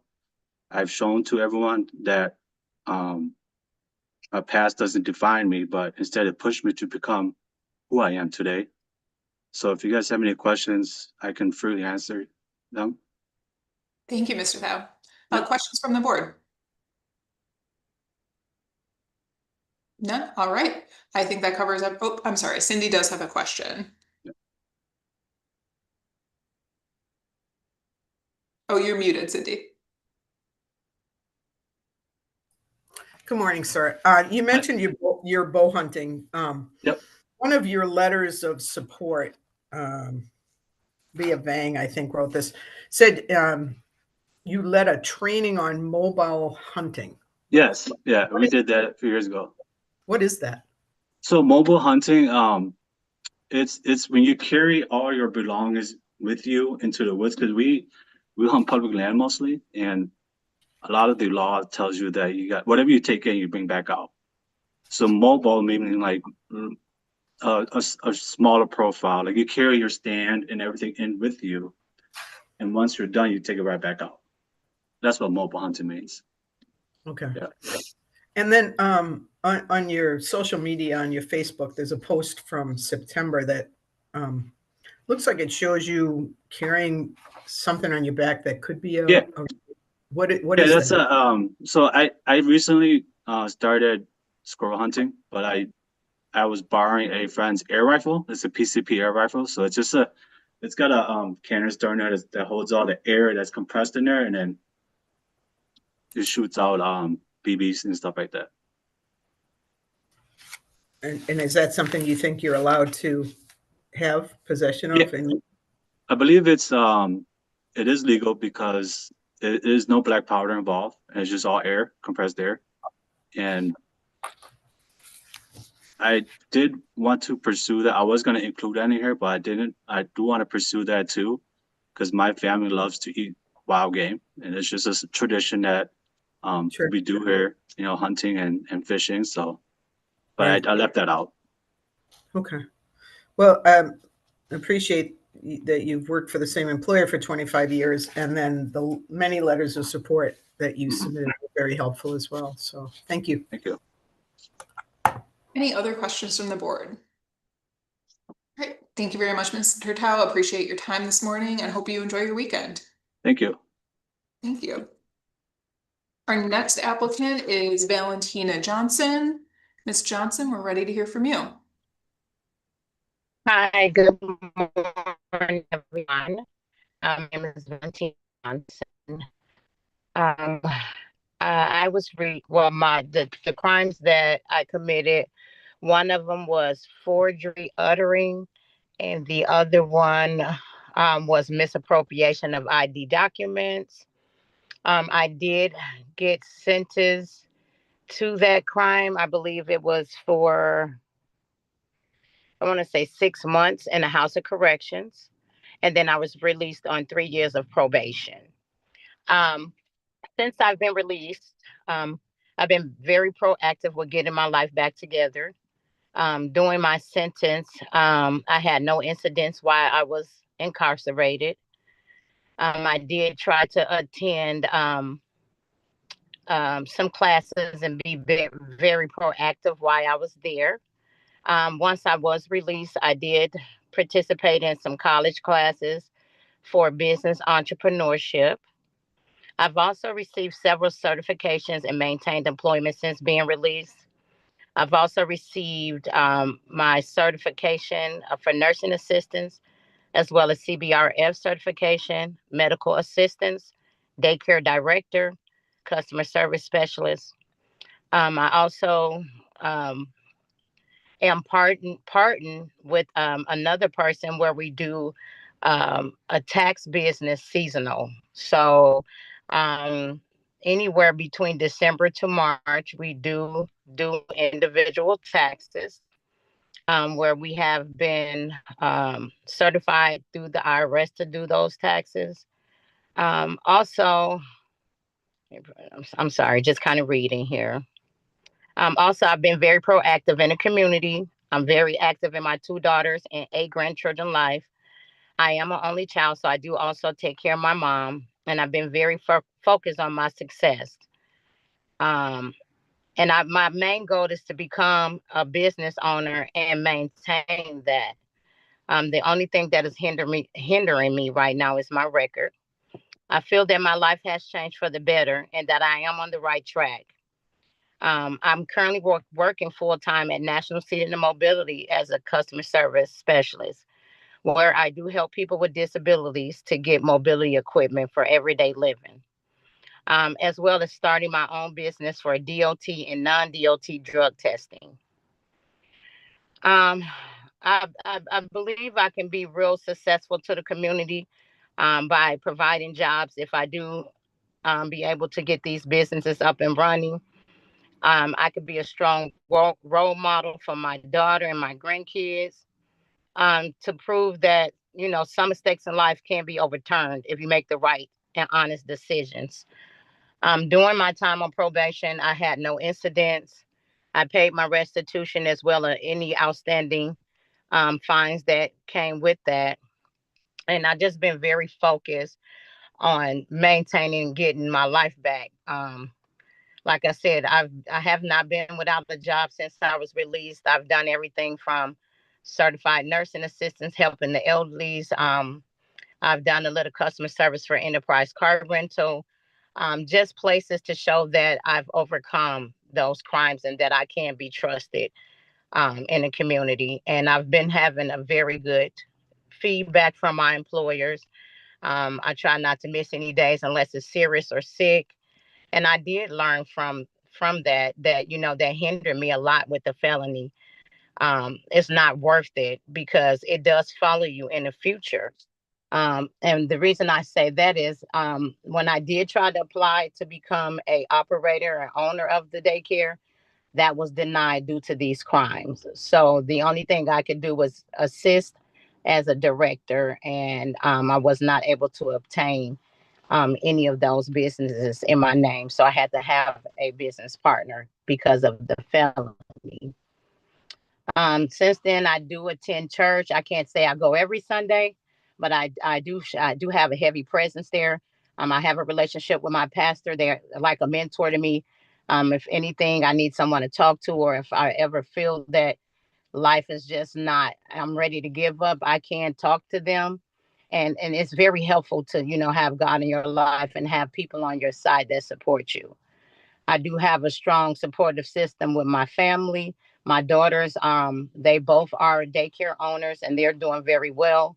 And I'm very proud of that because I wanted them to learn from my mistake, not to go down the same path.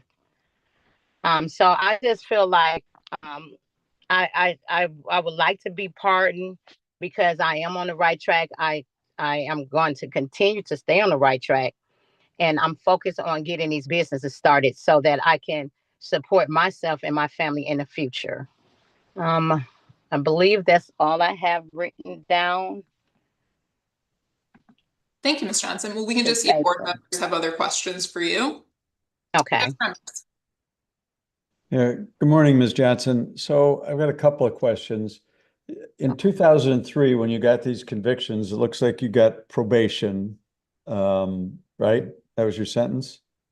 Yes, and I also did 6 months in the House of Corrections. Right. But then later I saw in some other documents that it looks like you spent 3 years in prison? That is correct. How did you do that? What was that for? That was kind of all coinciding with this one, but it went more on a federal level where I did go to the Federal Bureau of Prisons for a 4-year sentence.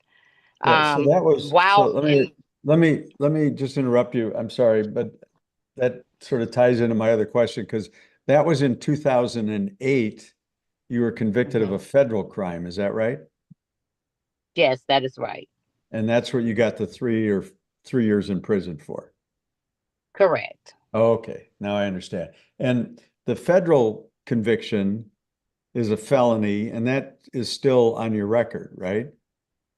Yes, and I have someone that is working with me. She said that was a whole totally different process that I would have to take in order to get that taken away. It is, but at this point, you haven't gotten any kind of a president. That would be a pardon from the president.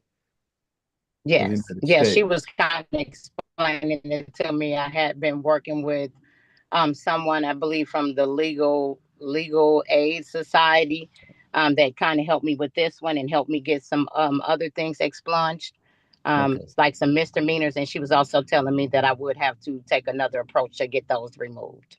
Okay. And so even if you got this pardon from the governor, you'd still have the federal felony against you that you'd have to deal with. That is correct. All right. And then you're not a CPA, are you? No, I am. I got a PTN number. Okay. So I'm not a CPA, but I've been doing tax returns for almost over 7 to 10 years. Yeah, and obviously you don't need to have a CPA to do tax returns. I understand that. I was just clarifying that. All right, those are my questions. Thank you very much. Thank you. Anyone have questions for Ms. Johnson? Okay, well, thank you, Ms. Johnson. I appreciate your time this morning. I think that covers everything from us. So I hope you enjoy your weekend. Thank you. You guys have a great day. You too. All right, our next applicant is Sol Bass. Miss Bass.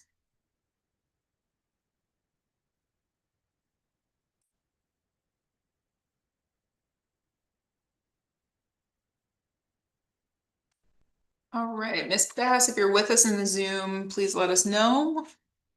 Otherwise, we will move on. Okay. In that case, we will hear from Mr. Cha. Mr. Cha?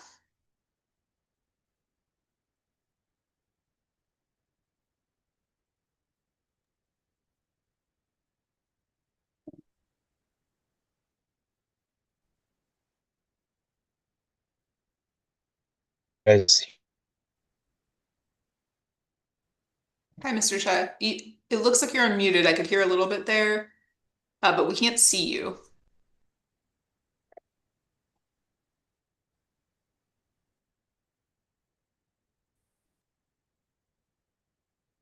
can you guys hear me now? We can. And we'll try having Okay. staff prompt your video and see. Oh. It looks like your video may be on, but we can't see you. Do you possibly have a physical camera covering, like a slider on a laptop that might be on? I do not. Hmm. There we go. Okay.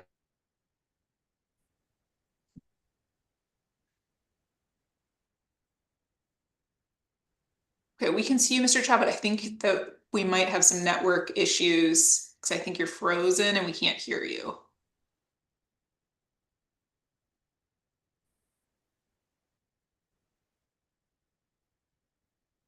Now,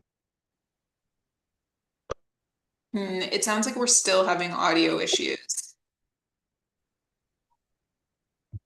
I'll tell you what, Mr. Cha, why don't we try having you call in, and we can just come back to you after our next applicant. Phone only might be better. Okay. So we'll come back to Mr. Cha. In the meantime, we'll go on to Kelvin Ross. Mr. Ross?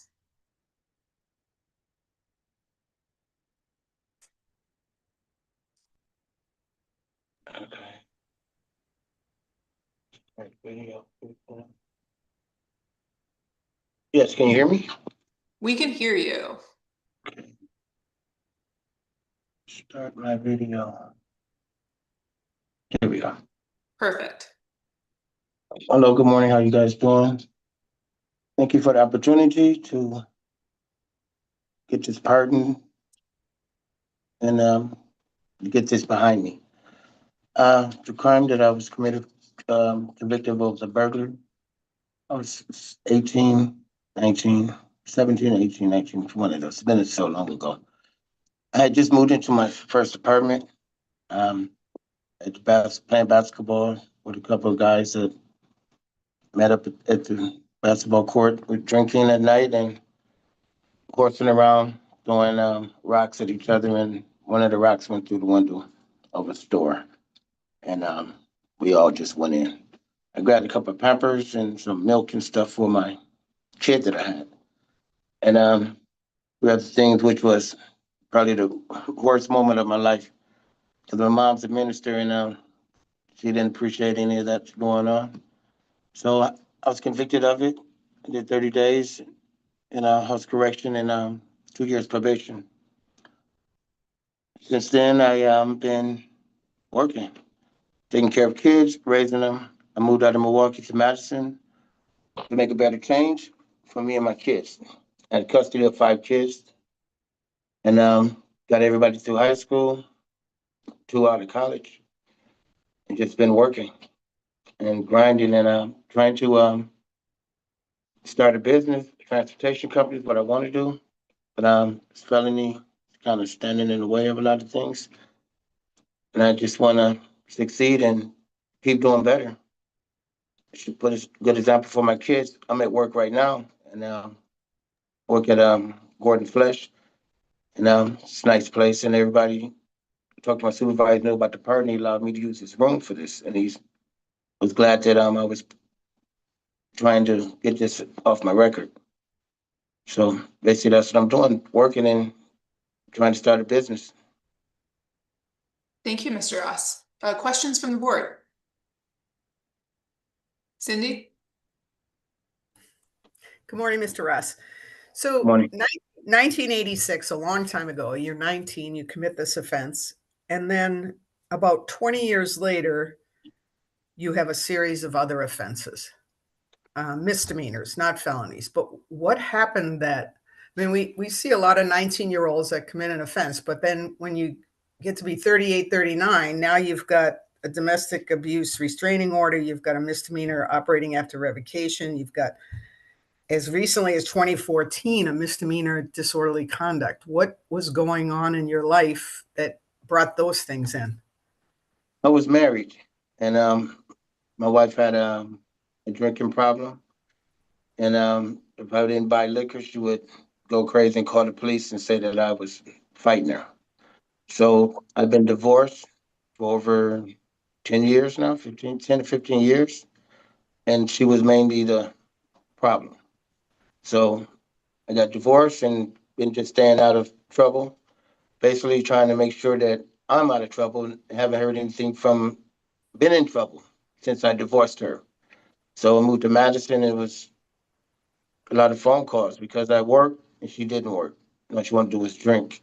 So I had to separate myself from that situation and move forward with life. And the kids that I was raising were my kids, not kids with her. So we had to make a better change the situation, change our environment. So I got the divorce and been working and taking care of my kids. And So what do you do? What do you do at Gordon Flesh? I build copy machines and printers and deliveries and mail run. It's a very nice job. I mean, I worked a lot of strenuous physical jobs, and I'm 58 years old, and this is right on time. I work hard, but I'm not beat up when I leave. So this is a blessing to be here. And the changes that I made in my life has benefited me and my family. And I kind of make better choices and see a lot of stuff coming before it happens and avoid the situations. So, you know, I got a daughter get married Sunday on Father's Day, which is my day, and I'm like, don't take my day. So I got a lot of stuff going on. This is just a blessing just to have this opportunity to present myself to you. And my kids are losing their mind because my kids are proud of me. I lead by example, and they want them to follow in better steps. And actually, the best move I made was moving to Madison. It's a great place. So, Okay. Thank you. Thank you. Any other questions for Mr. Ross? Okay. Thank you very much for your time today, Mr. Ross. Appreciate it. And we will let you get back to work. Thank you. Thank you. Okay, so I think we are, I think we now have Mr. Cha by phone. So Mr. Cha, if you're ready, we will turn it over to you.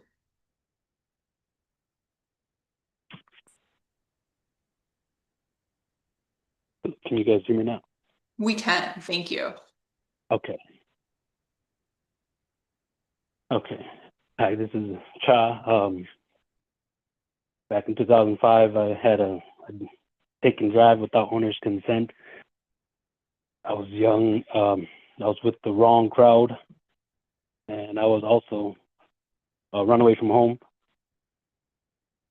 Looking back on it now, I know I shouldn't do anything like that because, like, I have my own stuff and I keep my stuff in my vehicle, and it was very, very dumb of me to do back then. But now, currently, I am transitioning from job to job. I'm going to Marathon Electric to be one of their quality technicians.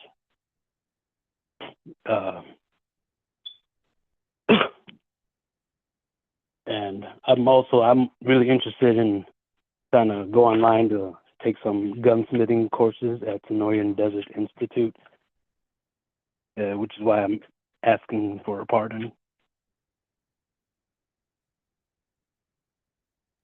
I haven't done much. I've finished my sentence, and then I haven't done much since then. Going to crowded places with a lot of people gives me major anxiety now. So I'm like a hermit. I kind of just stay to myself and just stay home. I have 4 kids that I support. They're living with the ex at the moment, but I do get them every weekend. So I'm helping with that. And then my current girlfriend also has 2 kids too, so 1 and 5. So I help take care of them, so I don't really have time to go do anything else, because she works first shift, and then I watch them in the mornings, and then I work second shift.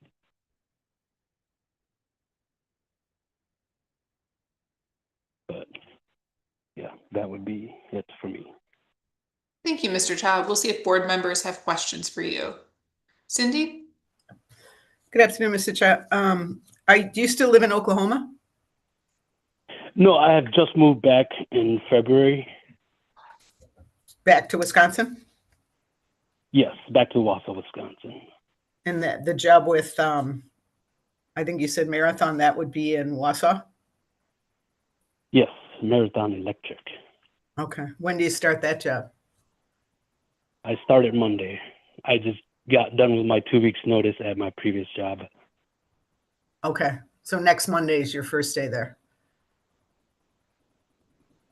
Or this coming Monday. Yep. Okay. Yeah. As part of the application process, it's not required, but applicants are encouraged to submit letters of support for the board to review for your application, and you chose not to submit any letters. Can you tell us why not? I didn't know people. I didn't know much people, and I keep to myself, so I wasn't sure who would be able to help me with that.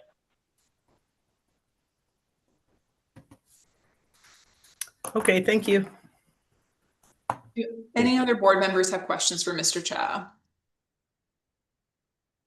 No? Okay. Thank you very much for your time today, Mr. Chow. Appreciate it and hope you enjoy the rest of your day. You guys too. Thank you. I believe we have Ms. Bass in the Zoom now.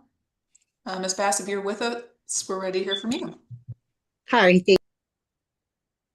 Oh, sorry, you just muted yourself. Am I there? Perfect. Okay. My apologies. I'm not great with laptops and computers, but no worries. So I'm Soda Bass. 2007, I went into the prison system for forgery, writing, and cashing checks. Terrible crime. I became very addicted to pain medication. I should have went to someone for help, but sadly I didn't. I did complete my 2 years in and my 2 years of probation. Since then, I have been working side by side with my husband. We own a flooring company in Wauwatosa. We have a full showroom and warehouse. Our 3 boys are subcontracting work from us.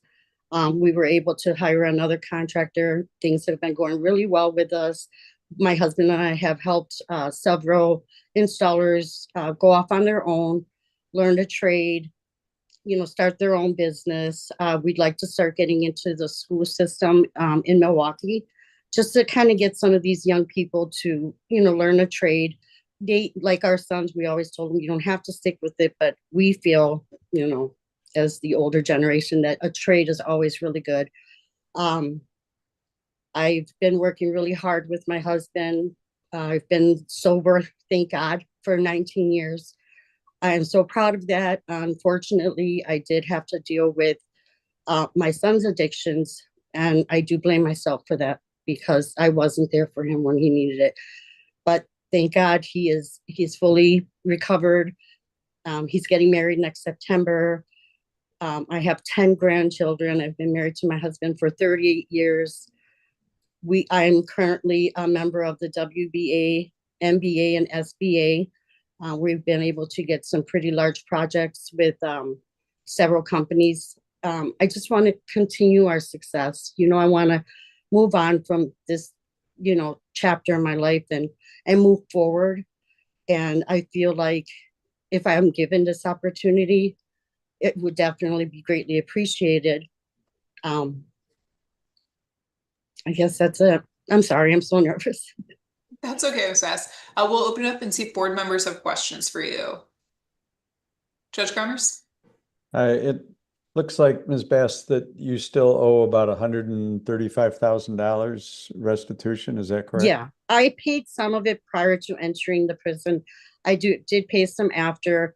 I'm working hard to get that down. I know it's going to take me quite some time, but every year with our taxes, some of it is taken for that amount. I am working really hard. It is going to take me a while. I'm not going to lie. It was a horrible crime, and I have to pay for it. I need some time. Are you on any kind of a set payment schedule, or that just the tax lien that? Just the tax liens, but if there's a way for me to do that, I definitely jump on board because I want to move forward. I think, I think that I deserve that. I'm hoping you think I deserve it, but. Okay. Thank you. Appreciate it. Thank you. Other questions from the board? All right. I think that covers it then, Ms. Bass. Thank you very much for your time today. I hope you enjoy your weekend. You as well. Happy Father's Day to anybody it applies to. Thank you. All right. Our next applicant is Christopher Robinson. Mr. Robinson?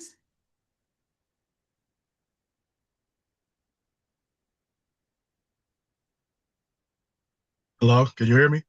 We can, thank you. Okay. In 1999 and 2001, I was arrested for possession of cocaine. One was a delivery and one was possession with intent to delivery. No excuses, just being transparent. I came home from college, realizing I had went to college without really a plan. Was kind of just hanging around. So my friends who didn't go to college, they were into that trade. So me hanging around working at Walgreens, I fell into it, got caught right away in 1999 the first time, got into a carpentry program, got out, actually went back to Walgreens, got an assistant manager position at Walgreens. And again, just being transparent, the honest truth. I was hanging out with a female that I went to high school with, and she made a joke like, since I got the felony, I'm going to be working at Walgreens forever. And again, just being transparent, just went into like, I messed my life up. This is all I got. Like if I'm ever going to make any money, since I got this messed up stuff on my record, this is all I can do. So I went back to trying to sell drugs. Luckily, I made that decision that August. Luckily, I got arrested that October again, and just blessed to go to prison and see people who I respected from growing up in Milwaukee that told me that I was too young to like say this is all you got to do. They told me like you were never in trouble before. You just made some wrong choices. You can still do something. So they showed me how to work myself down to minimum security. I got down to minimum security by 2023 in Oregon, Wisconsin. I got out of prison from doing 3 years in 2024. They let me keep that job from Oregon, Wisconsin, and I moved to Madison, Wisconsin, where I worked that job for 3 years. Then I became a machinist in Waunakee, Wisconsin at a place called Techline. And I worked from 2005 to 2012 until they closed the door because of that, when they called it the Depression with Bush, when all that happened and that industry went down. So fast forward, I chose blue collar because they never asked about the felonies and I always went through temp services. So I'm not making an excuse saying that I haven't been able to survive. I have. Just the last couple of years, been working in that industry for going to be 20 plus years, and my body's giving out. All I'm trying to do is get into the medical field because through that first depression and through this COVID, I see that healthcare is the only industry that never went down. I'm trying to work my last 20 years so I could get my Social Security, just my body. If I have to continue to work blue collar, I have to do what I have to do. I would be a CNA. I just want to be in a stable environment that my body can do. That's all I have to say. Thank you, Mr. Robinson. Questions from the board? Cindy? Hi, Mr. Robinson. So it looks like you discharged in 2006 from your felony sentence and have stayed out of criminal trouble for the last almost 20 years. Absolutely. So how have you done that? Work. Just focused on working? Just never wanted to go back there. Like I said, I was locked up with people that, and not glorifying or anything, but in the 80s, it was a lot of drug money in the Black community. And I used to look up to them like, wow, and got locked up with them. And they was like, what are you doing? Like, they know me from playing basketball. I was like, I got these felonies on me and I don't see no other way. And he literally slapped me in the head like, you only 21, what are you talking about? So I respected him for what he was doing on the street. Again, just being transparent. And to hear him talking like that, it gave me hope because well, I don't know how much money he had, but I was a kid. It looked like he had a lot. And for him to be like, nah, don't do that. Like something he succeeded in telling me, you too young to be talking like that. Get out here and just did what he said. And I was able to, like the last man said, moving to Madison from Milwaukee was the best thing ever because Milwaukee is a very pessimistic place. Moving to Madison where every 6 to 8 months, people are on the way to like a better life and they're optimistic. That really helped me because in Milwaukee, like I said, at 20 years old, 21 years old, I was ready to throw myself away to the streets. Even when jail programs gave me the carpentry certification and all that, just my female friend from high school saying, basically, you a loser because you got this felony. You're going to work at Walgreens. I was about to throw myself away. Like, I was about to say I'm a career criminal already. And moving to Madison, seeing these people walking around with their graduation clothes on every 6 months, it's just like, I'm never going back there. I don't care. Thank you for that, and good for you. You might have heard me ask previous applicants this, but you didn't submit any letters of support with your application for the board to consider. Can you tell us why not? Because I never told anybody that I had the felonies. I always went through temp services. I put that I have felonies on my resumes, but if they never asked, I never said anything. The only person that knew of my past was my mom. I filed for this in 2023, July. My mom died May of 2023. So no one else knows. And like you said, I haven't been in trouble. I kept employment, so they would never know. And I never told if they never asked. So I have nobody that knows that I went from coming out of jail to do it because I've never been back in trouble, don't miss work. So I have nobody to say like he came from this to this because I came out of prison with a job. So since prison, I've never not had a job, just kept going. Okay, thank you. Any other questions for Mr. Robinson? All right. Thank you very much, Mr. Robinson. Appreciate your time with the board and hope you enjoy your weekend. All right, thank you. Thank you.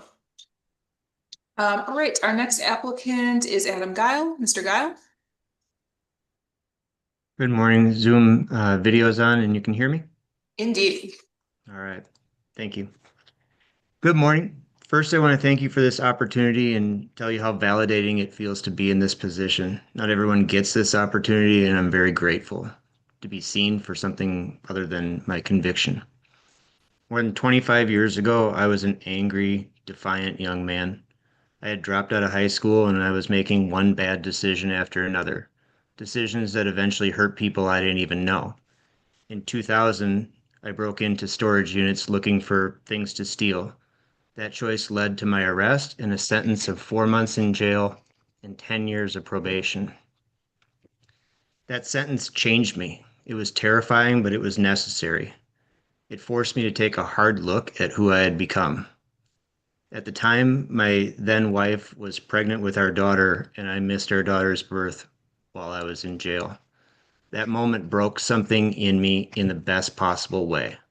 It shattered the person that I had been. I realized that I couldn't be that version of myself anymore. If I wanted to be in my daughter's life, I had to change everything.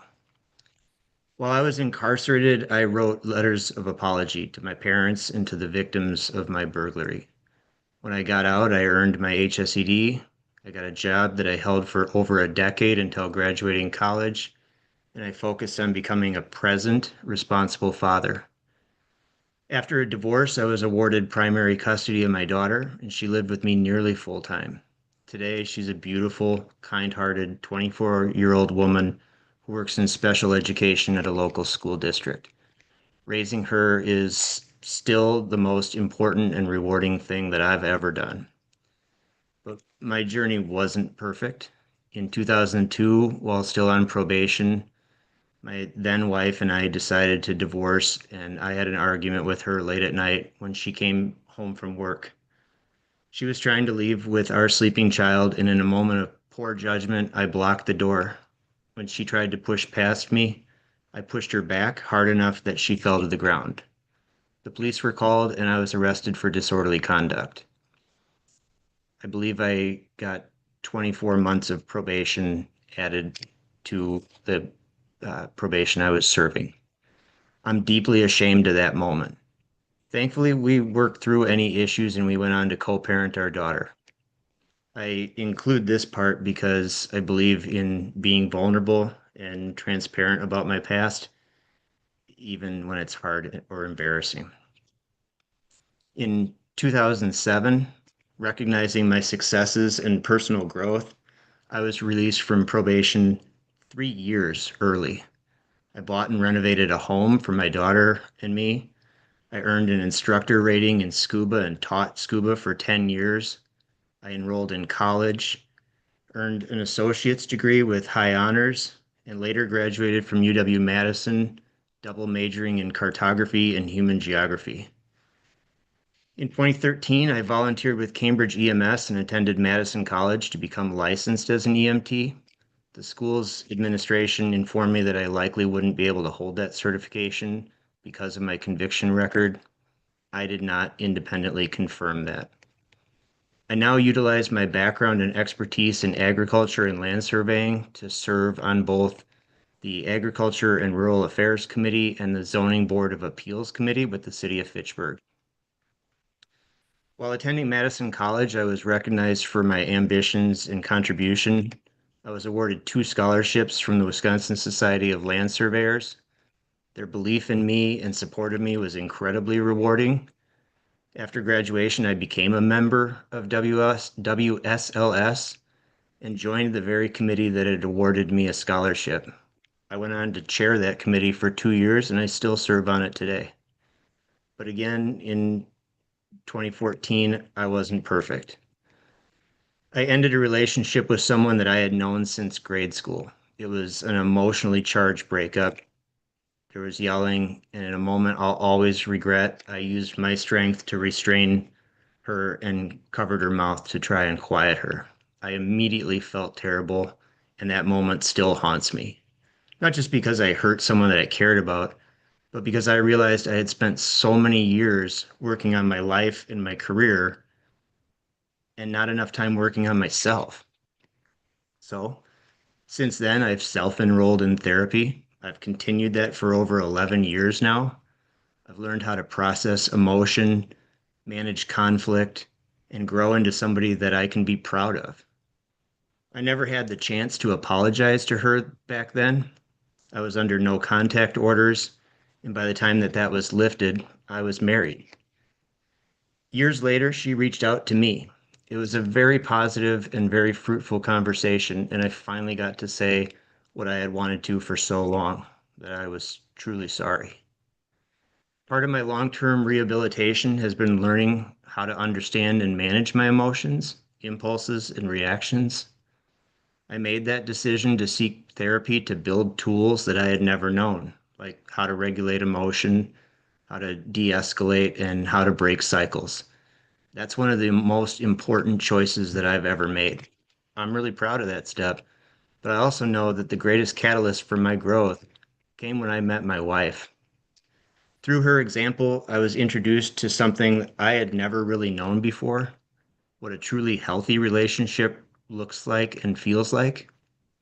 She saw the best in me, believes in my potential, and set a standard for how to love, communicate, and lead. She's a high school math teacher for over 20 years, and it's clear that mentoring and compassion are her gifts.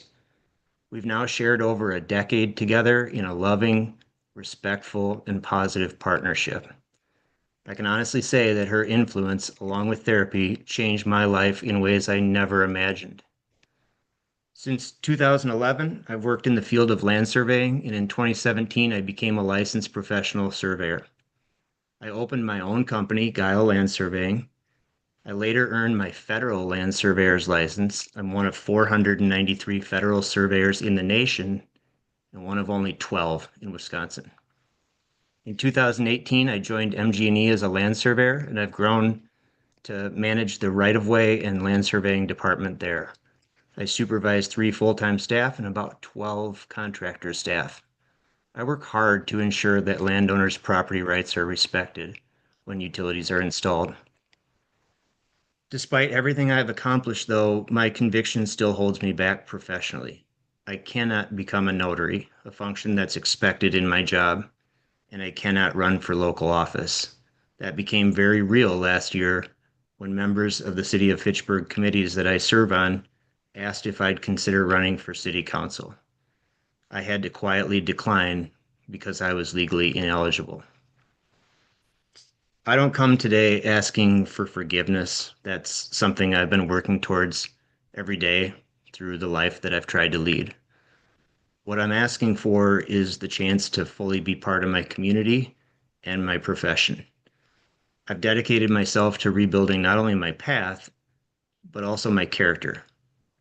I believe that I've shown that I am someone who can be relied on. So thank you to this committee and to Governor Evers for this process, for your time, and for considering my request.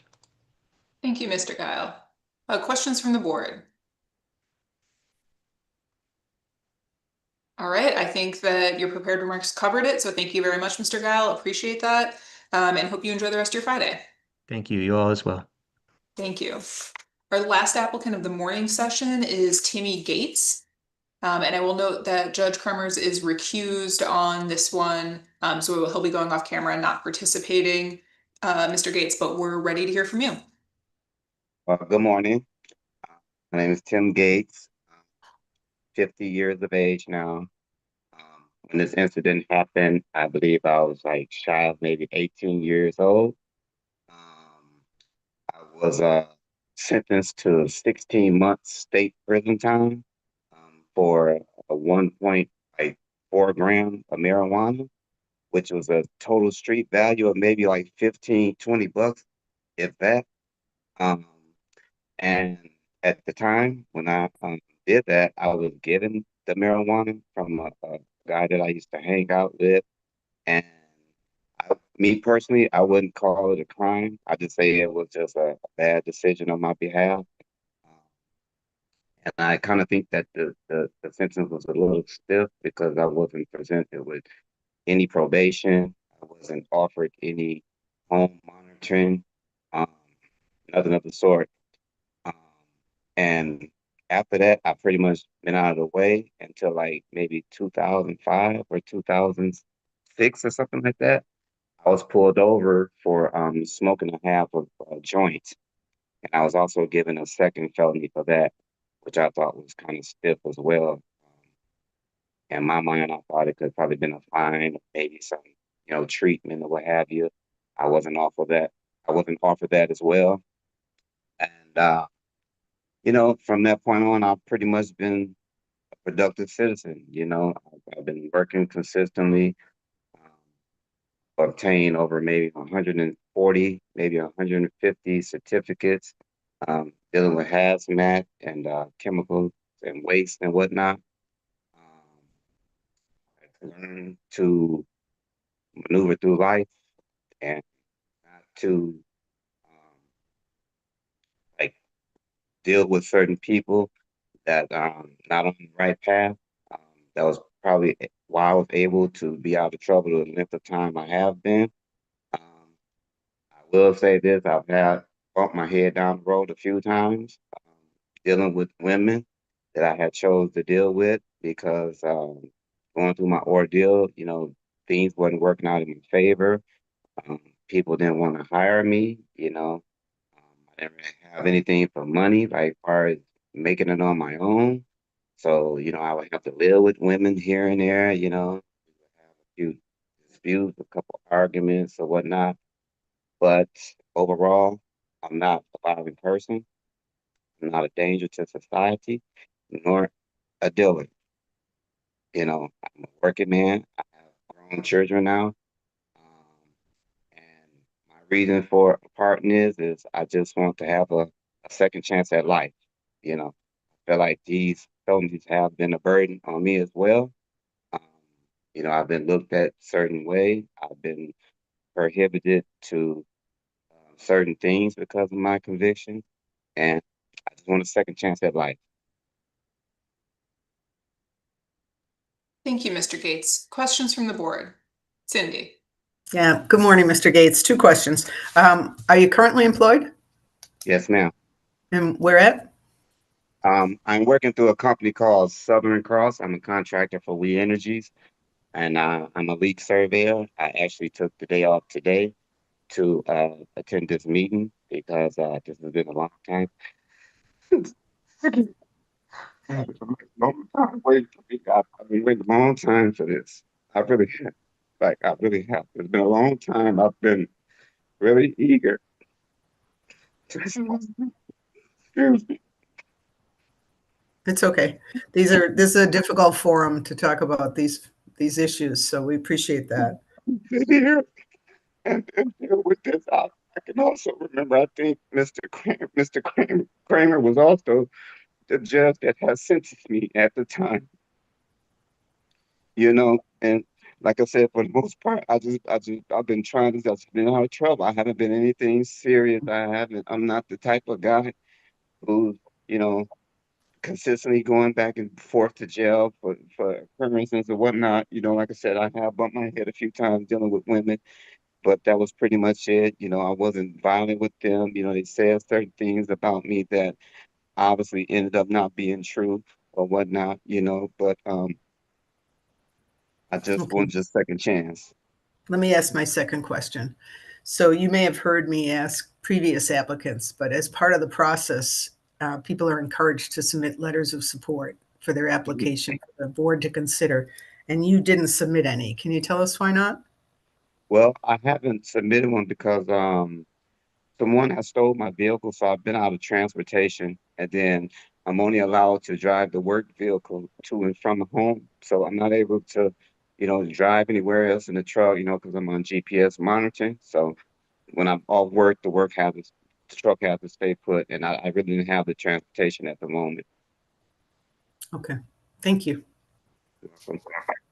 Other questions for Mr. Gates? Mr. Gates, I just wanted to follow up on one thing that you talked about. You referenced some issues with women and that some of those things were dismissed, but I want to ask you about your 2016 case where you were convicted. It was a misdemeanor, but related to domestic abuse. Could you tell us a little bit about what happened there? Yes, ma'am. I had dated a young lady. She had lived around the corner from me, and we were dating for about 6 months. And it was pretty much like she would just come around, she'll pull up, I'll get in the car with her, we'll talk or whatever. And I had told her one day, I said, well, we've been dating for a while. I said, well, I don't want to continue this car situation. Let's get an apartment together. So we ended up getting an apartment together, and we got the apartment. We didn't have anything in the apartment. I was working a third shift position at a job over on State Street.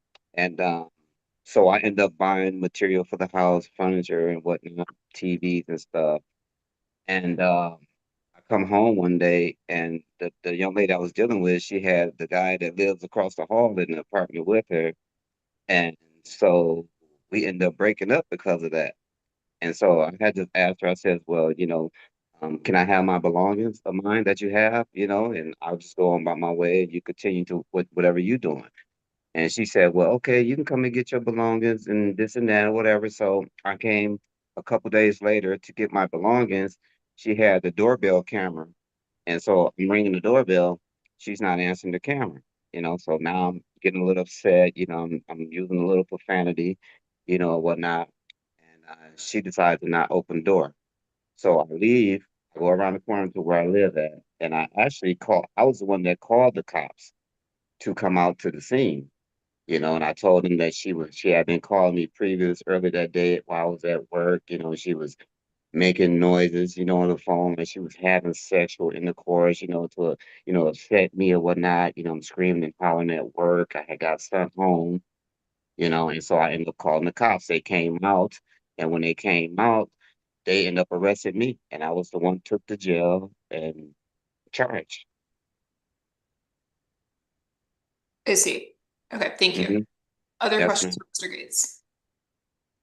Okay, thank you, Mr. Gates. Appreciate your time today and hope that you enjoy the rest of your Friday. Okay, appreciate it, ma'am. Thank you. All right, Mr. Gates was our last applicant of the morning session. So at this time, I will entertain a motion to move into closed session pursuant to Wisconsin statute 19.85, sub 1, sub A, D, and F for purposes of deliberations concerning specific cases before the board, considering specific applications, and considering financial, medical, social, and personal histories of specific persons. Do I have a motion?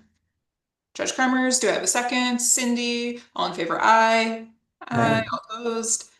All right, and the motion carries. We will move into closed session and I'll ask board members.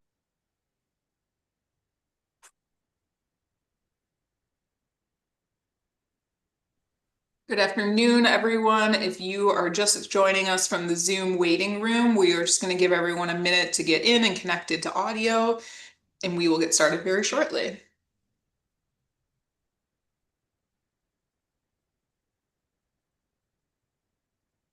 Okay, it looks like we have got most of our people in from the Zoom waiting room. So good afternoon, everyone. My name is Mel Barnes. I am Chief Legal Counsel to Governor Evers and the Chair of the Pardon Advisory Board. I'm going to introduce my fellow board members, go through a couple of housekeeping reminders about how the meeting will run this afternoon, and then we'll get started hearing from all of you. So with me today in the Zoom are my fellow board members, Anthony Cooper Sr., who is the Vice President of Strategic Partnerships and Reentry Services for Nehemiah Center for Urban Leadership Development. Anthony is also the CEO of Focused Interruption, and he received a pardon from Governor Evers in January of 2021. We have board member Cindy O'Donnell, who served as Deputy Secretary for the Department of Corrections under Governors Thompson, McCallum, and Doyle. She also served as a Division Administrator under Attorneys General Lautenschlager and Van Hollen. We have board member Nadia Perez-Reyes, who is the Deputy Secretary for the Department of Children and Families. She previously served as State Public Defender and as an attorney for legal action of Wisconsin. And we have board member Judge Jeffrey Kremers, who is Attorney General Call's appointee to this board. He served as Milwaukee County Circuit Court Judge for 26 years, including as Chief Judge for 7 of those years before retiring in 2018. We are going to ask everyone in the Zoom to please keep their camera off and themselves muted until it is your turn to be heard by the board. That is because we are live streaming today's hearing via Wisconsin Eye and YouTube, and we want to make sure we have good audio quality and board members can focus on the person who is presenting. If you do have any tech issues with the Zoom, don't worry about it. Someone from my team will give you a call. We'll help work through those. And if we need to come back to you because technology isn't cooperating when it is your turn, we can certainly do that. Otherwise, we will call on folks in the order listed in the agenda and open meeting notice. And each person will have about 5 minutes total with the board. We'll ask you to spend the first 3 of those minutes speaking to the questions that you were sent in advance of today's hearing. As a reminder, those 3 questions are to first, please give us a brief summary of your offense that you're seeking a pardon for, and how your sentence went. We're not here to retry the crime. You don't need to minimize your involvement or anything like that. We just want to hear from you in your own words what happened. Second, to give us a brief summary of what you've done since the completion of your sentence. Community involvement, employment, essentially where you're at now and how your life is different from the time of your offense. And third, finally, a brief statement about why you're seeking a pardon and why you think the governor should grant you one. Once you spend about 3 minutes answering those questions, we'll open it up to any other questions that board members may have for you. Don't read too much into it one way or another. If we have questions or not, we've spent quite a bit of time with your application materials. Sometimes everything we need to know is answered there. But if there are questions, we want to get those addressed so that the board can make a thorough recommendation to the governor. Once you're done answering any questions we have for you, you're welcome to sign off. You don't need to stay till the end of the hearing. And then once everyone's been heard this afternoon, the board will move into closed session to decide whether or not to recommend your application to the governor. You need a majority support of board members present in order for your application to be forwarded on to Governor Evers, who will then make a final decision on whether or not to grant or reject those pardon applications. Either way, you'll hear about the outcome of today's hearing in about a month to a month and a half from today. We know you've been patient just to get here, so we thank you for that, and thank you for your patience just a little bit longer so that we can make those thorough recommendations to the governor. So with that, we will go ahead and get started with our first applicant of the afternoon, which is Kevin Powlak. Mr. Powlak, we're ready to hear from you.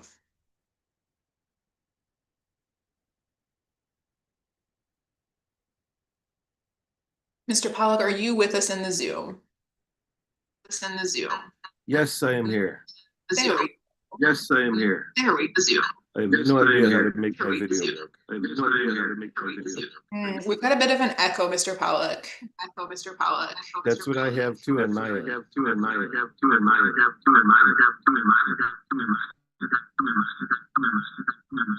I'm not sure how to fix Are you able to switch your speaker setup either by plugging in headphones or switching to a different device? Why don't you give that a try, Mr. Powlak, if you can find some headphones, or maybe just switch, if you're on your computer, to a phone, try something like that, and we'll come back to you hopefully with some better audio quality. In the meantime, we will turn to our next applicant, which is Felicia Butler. Ms. Butler, are you with us? Yes, I am. 1 second, let me change my. Sorry. What happened? All right, there I am. Hello. Good afternoon. So, I believe the first question was about the offense. So my offense was retail theft, party to a crime. What happened was I was the store manager at a store, and my friend came in, and I didn't charge her for everything that she purchased. And it happened more than one time. And so we got caught. I was convicted. I was placed on probation. I completed my probation. And yeah, I didn't have any issues with my probation. I got off of that and haven't had any issues since. I am currently the founder and CEO of an organization called Building Up Black Boys. So what we do is we have a group of Black boys that we mentor at Packer Community Learning Center, as well as at Kennedy Elementary School. So we meet with these boys in Packers on Mondays and Thursdays. There's 12 of them there. And then we meet with the boys at Kennedy on Fridays. There's 11 boys in that group. We are entering our 3rd year with Packers. And this is only the 2nd school year for Kennedy. I am also a 7th grade 7th grade ELA teacher rather at Lighthouse Christian School. So this is entering into my 2nd year of teaching there. And I really enjoy what I'm doing. It gives me the opportunity to I share my story with my students as my testimony, and why it's important to make the right decision, and how decisions that you do when you're 18, 21, even 15 can potentially affect your life for the rest of your life. It may not happen right away, but it may happen when you become an adult and you're wanting to get a career, and you're wanting to do certain things. It's going to have an effect. Same with our boys. It's really important with our boys that I'm transparent. And we talk about it a whole lot, just because part of what we do is trying to prevent them from ending up in the system. And so it's a real and honest and raw that I am with them in terms of sharing my story and the life story of those that I know that are also in my situation. So that's where I'm at now. It hasn't affected me getting a job. I've never had a problem getting a job, but I know that it's there. And so for me, it's just that now that I have learned from my mistakes and I'm building a life, I want to be an example for, I also have 3 grandsons. So I want to make sure that I'm being a good example for them as well. And so, yeah, that's the reason that I was requesting the pardon. Thank you, Ms. Butler. Questions from the board? Cindy. Good afternoon, Ms. Butler. It looks like initially you were given a deferred prosecution on this case. What happened that you weren't successful in finishing that? To be honest, I can't even remember. I think I'm not even sure what ended up happening. I think I may have missed some of the appointments. And so then I was placed on the probation because they kicked me out of the program. Okay. I know it was a long time ago. Thank you. Of course. Any other questions from the board? Okay. Thank you, Ms. Butler. Appreciate everything you shared today, and thank you for your time. I hope you enjoy the rest of your afternoon. Thank you so much. You as well. Thank you. Bye-bye. Okay, so I think we might have Mr. Pollock back on a different device. Mr. Pollock, if so, please let us know. I think it's working. That sounds very clear. Okay, we can't see you, but we can hear you quite well. Yeah, I'm not very good at this.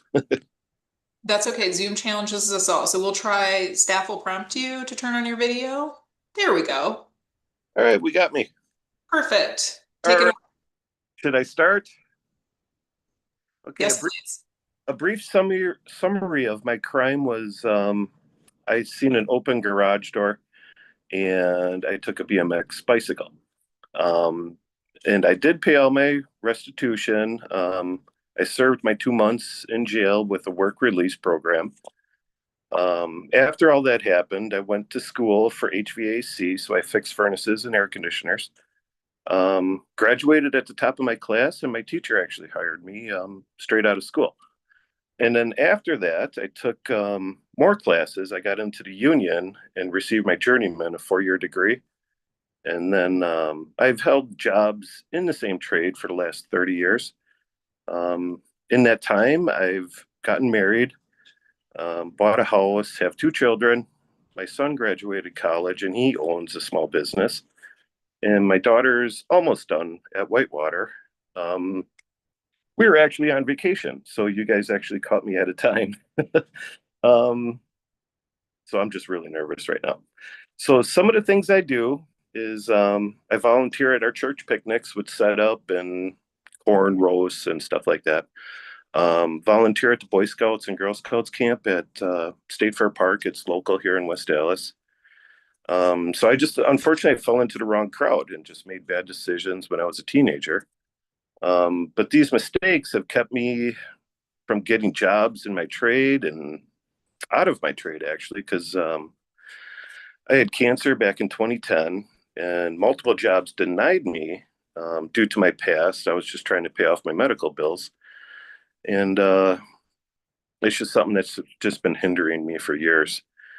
In my trade, I was denied promotions. I've seen that happen.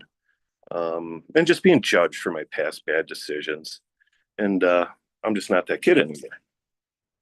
So I've been living my life right since then. There's been no run-ins with any kind of law or anything.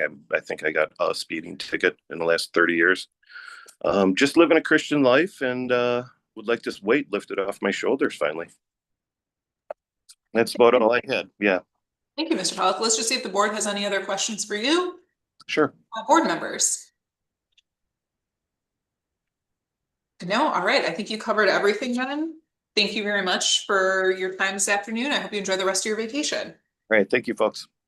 Thank you. All right, bye. Our next applicant is Darius Thomas. Mr. Thomas.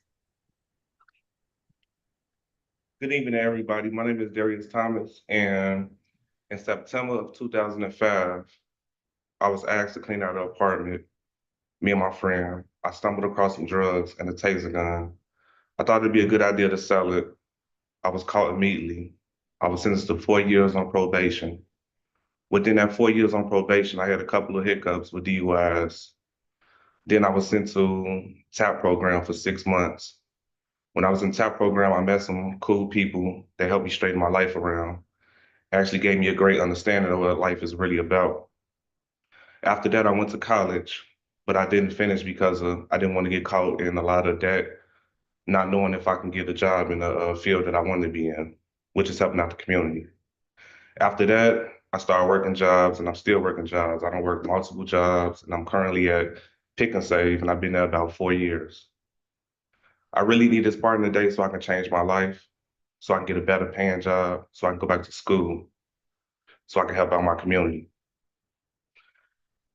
I'm here today just to change my life and just live on and move on from what I did. I understand everything that I did, and to this day, it's still affecting me.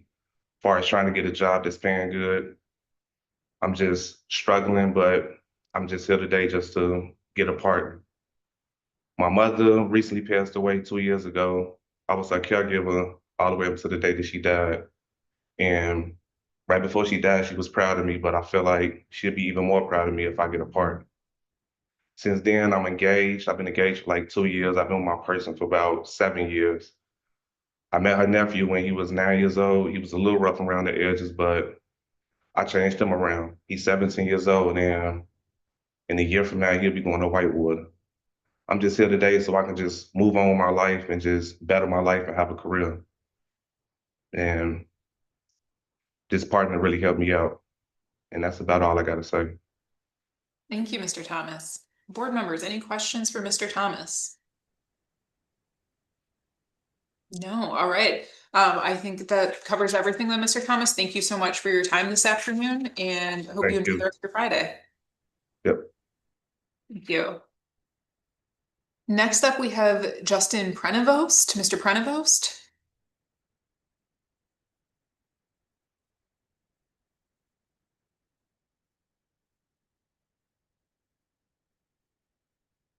Mr. Prenevost, do we have you in the Zoom? I know we have a couple of just unlabeled iPhones and the like here.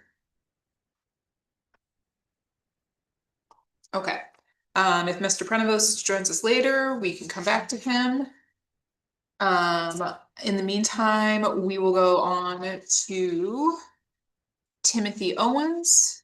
Mr. Owens, we're ready to hear from you.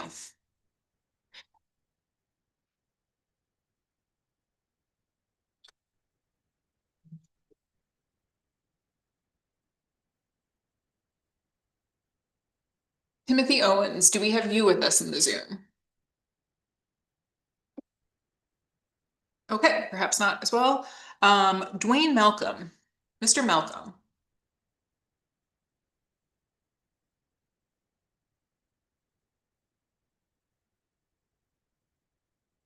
Dwayne Malcolm, do we have you with us today? Yes. Perfect. Okay, great. Mr. Malcolm, we'll turn it over to you. Okay, case number 96CF685. I was arrested 7/23/1996. Possession with the intent to deliver cocaine. And I did my time, and I got an interstate back to Chicago, which was 7/6/1998, with a maximum discharge of 4/19/2000. As I got out, I worked several jobs, and I got a great work history. And I'm currently with the United Post Office Service now. At the time of my offense, I was 25 years old, and I was unemployed, hanging around the wrong crowd and partying often. It was just a different time in my life, but I had no criminal history. I accepted my offense. I pleaded guilty to the possession to distribute cocaine. The court sentenced me 3 years in prison. As I completed my sentence, I never been charged or convicted of any other crime. For the reason that I'm applying for the pardon, it's for a specific reason. And I worked hard for United Post Office Service for 11 years. And I'm a tractor trailer operator. At this point in my service, I would like to get a good promoted supervision position. And I cannot pass the background check. But if you guys have it in your heart to give me the pardon, I would definitely move on completely. Thanks, that's it. Thank you, Mr. Malcolm. Appreciate that. Board Yes. members, any questions for Mr. Malcolm? Okay, hearing none. Thank you very much, Mr. Malcolm. Appreciate your time this afternoon and hope you enjoy your weekend.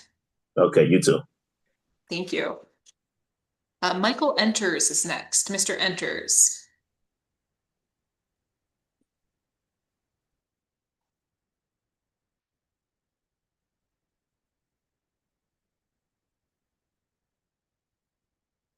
Morning. Good afternoon, everybody.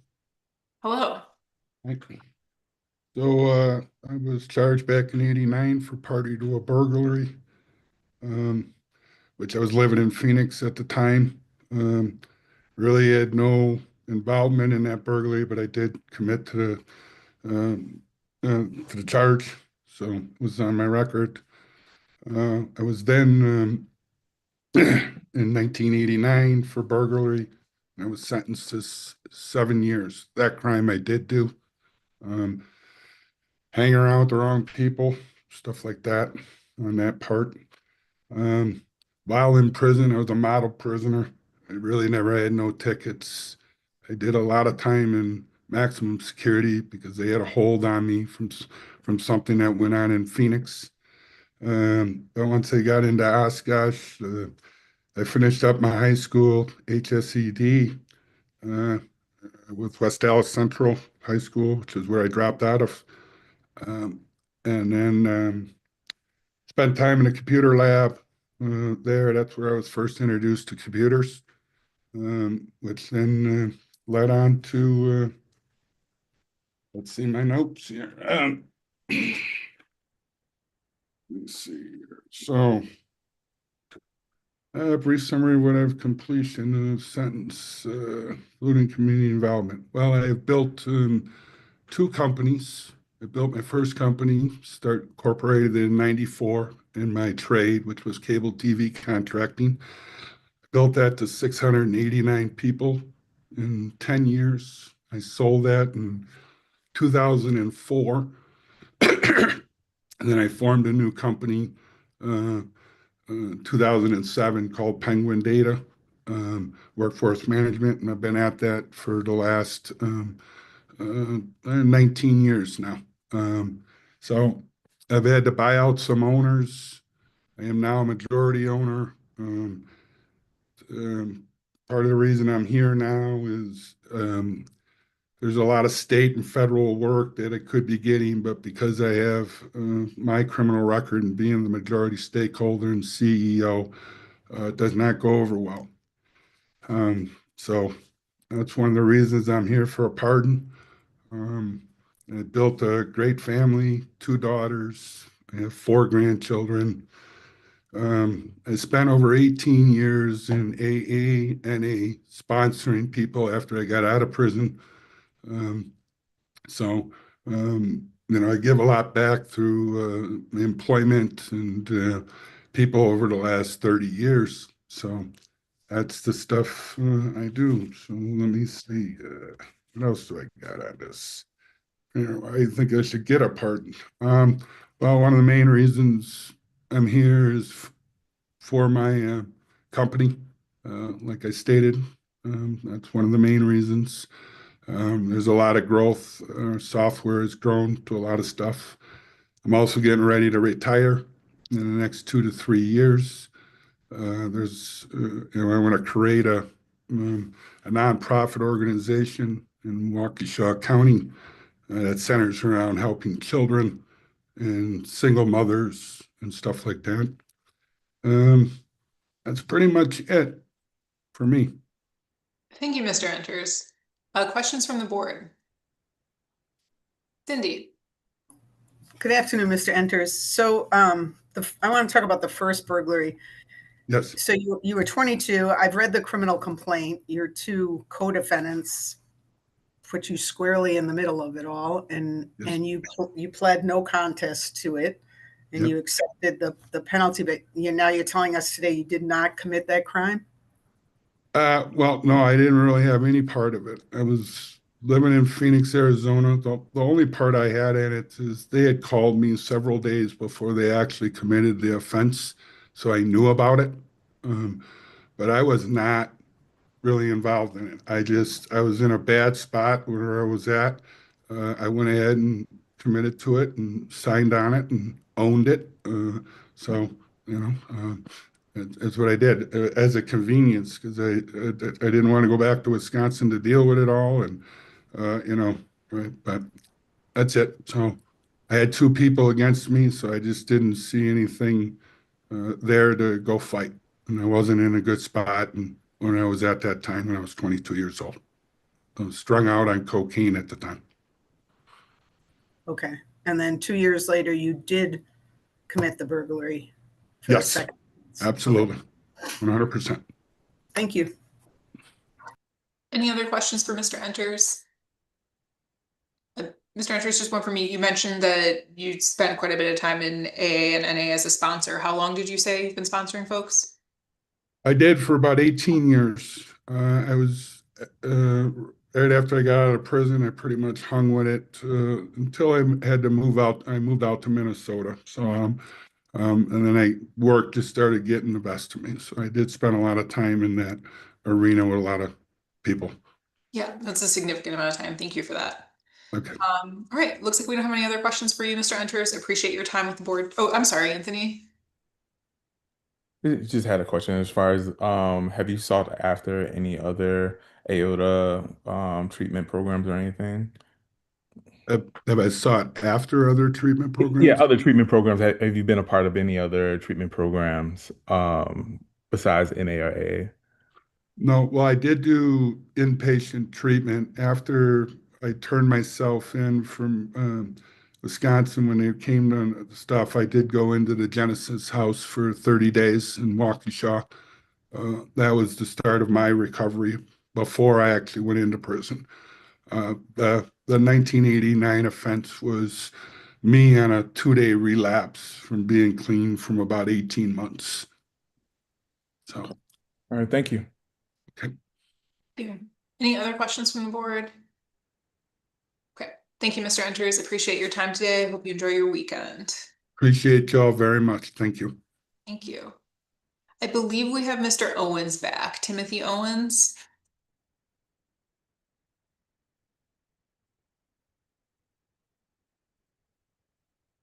Hello.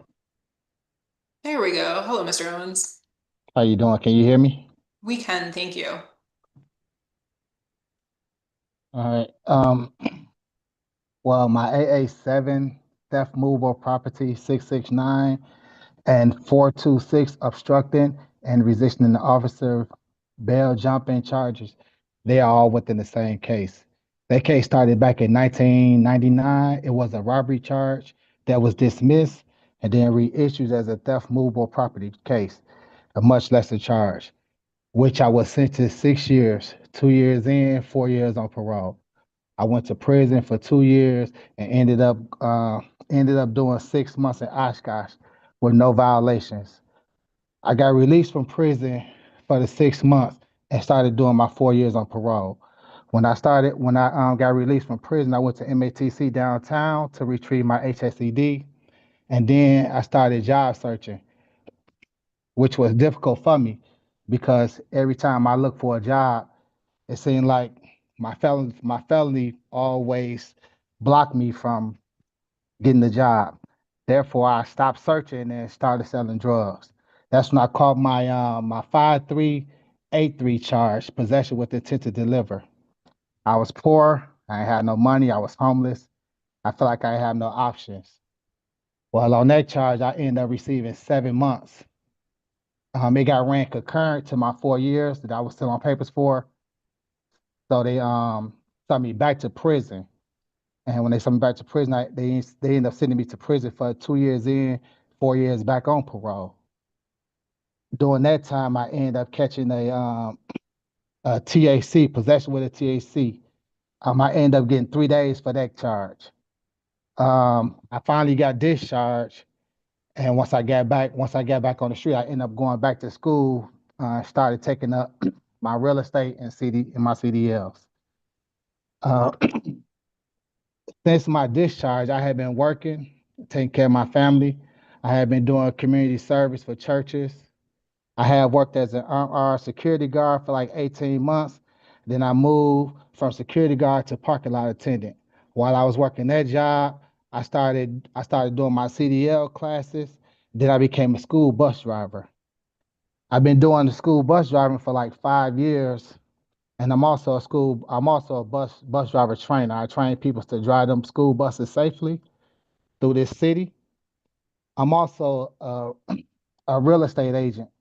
I work with Keller and Williams. The market is bad right now, but I help people build their credit, better their credit, help them buy their dream home. I live in my own home with my wife, 3 children, 2 boys and 1 girl, ages 16, 14, and 12.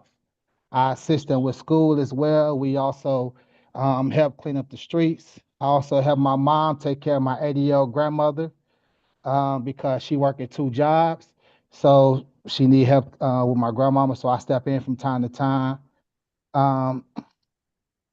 But since my completion, I help a lot of people. I help a lot of people out with a lot of things. I feel that's my calling. Why I should receive a pardon?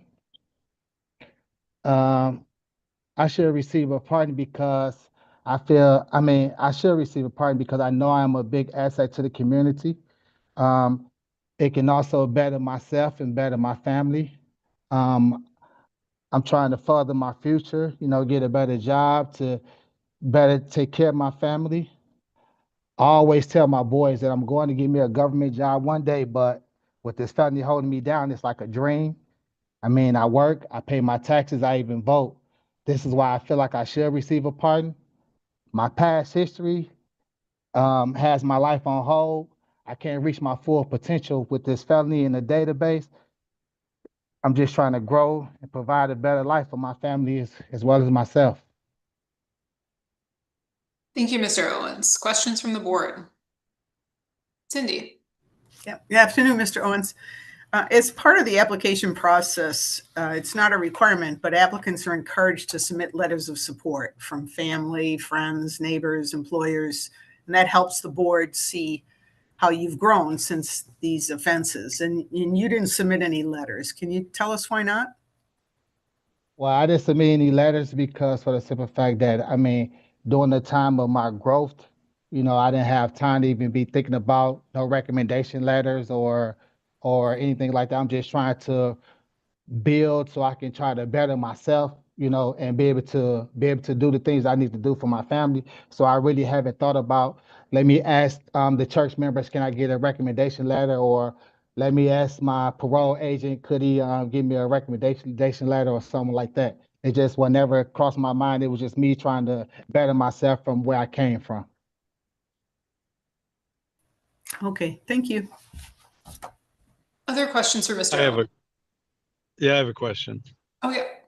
Can you hear me, Mr. Owens? Yes, sir.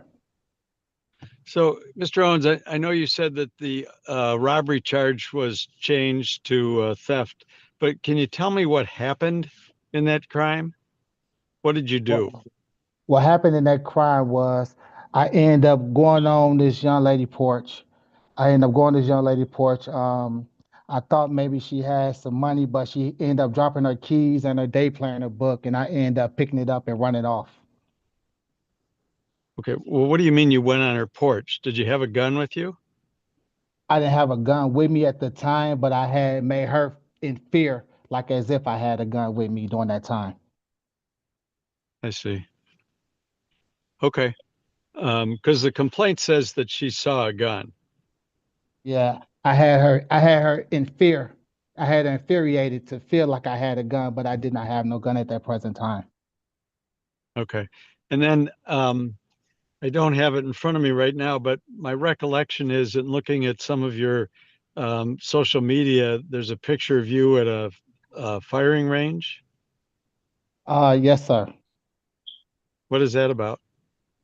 Well, I have friends who go to the gun range a lot, so therefore we go to the gun range and we do a lot of target practice and stuff like that. You do with a gun. Yes, sir. And you know you can't have a gun as a felon. Yes, sir. I do know that I can't have a gun as a felony. I do know that I'm not supposed to be around a gun as a felony, but I am safe and I am cautious with the things that I do as my life because I don't want to put my life back into my past situation. So therefore, I do everything. I do it safely and I do it, with cautious within the vicinity it's supposed to be in. That's why I was at a gun range. I see. Okay. Thank you. Yes, sir. Any other questions for Mr. Owens? Okay. Thank you, Mr. Owens. Appreciate your time this afternoon and hope you enjoy the rest of your weekend. Thank you, ma'am. You have a nice day. Thank you. Bye. Next up, we have Alencia Nash. Miss Nash.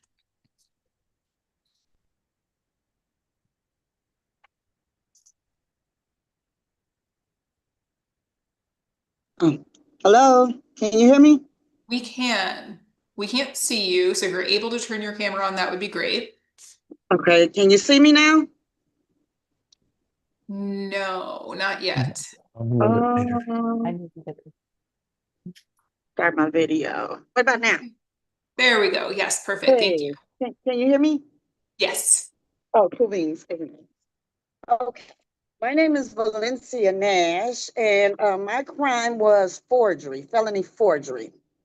And at the time, I was hanging with the wrong crowd and got talked into cashing some checks. A young lady was working at a check cashing place, and she was like, just bring these up here. I'll give it to you.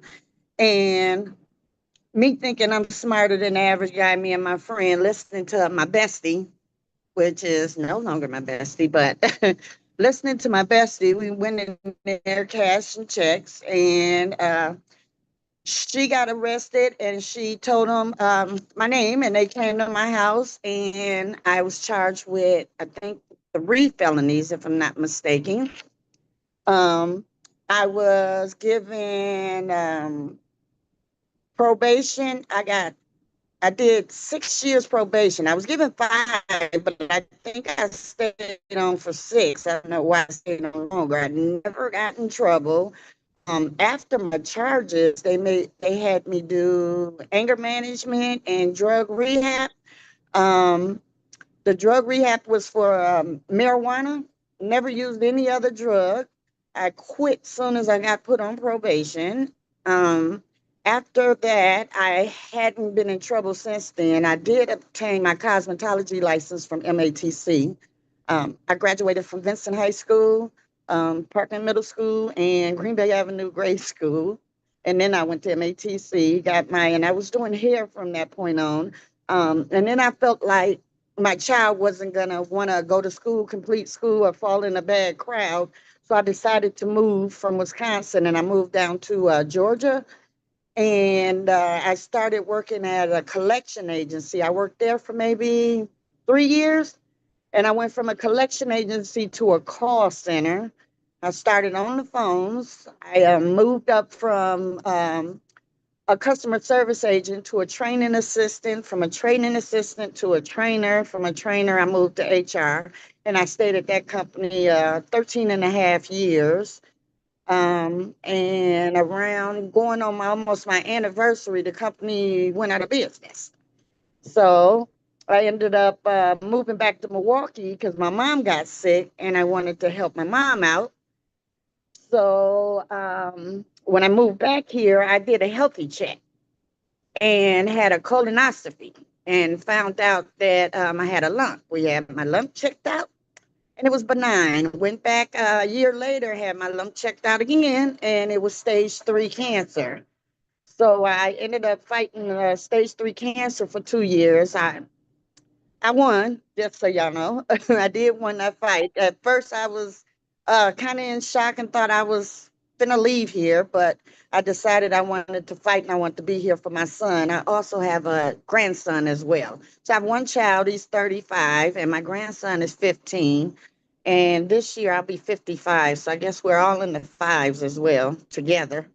And the reason why I'm asking for a pardon is to better my life.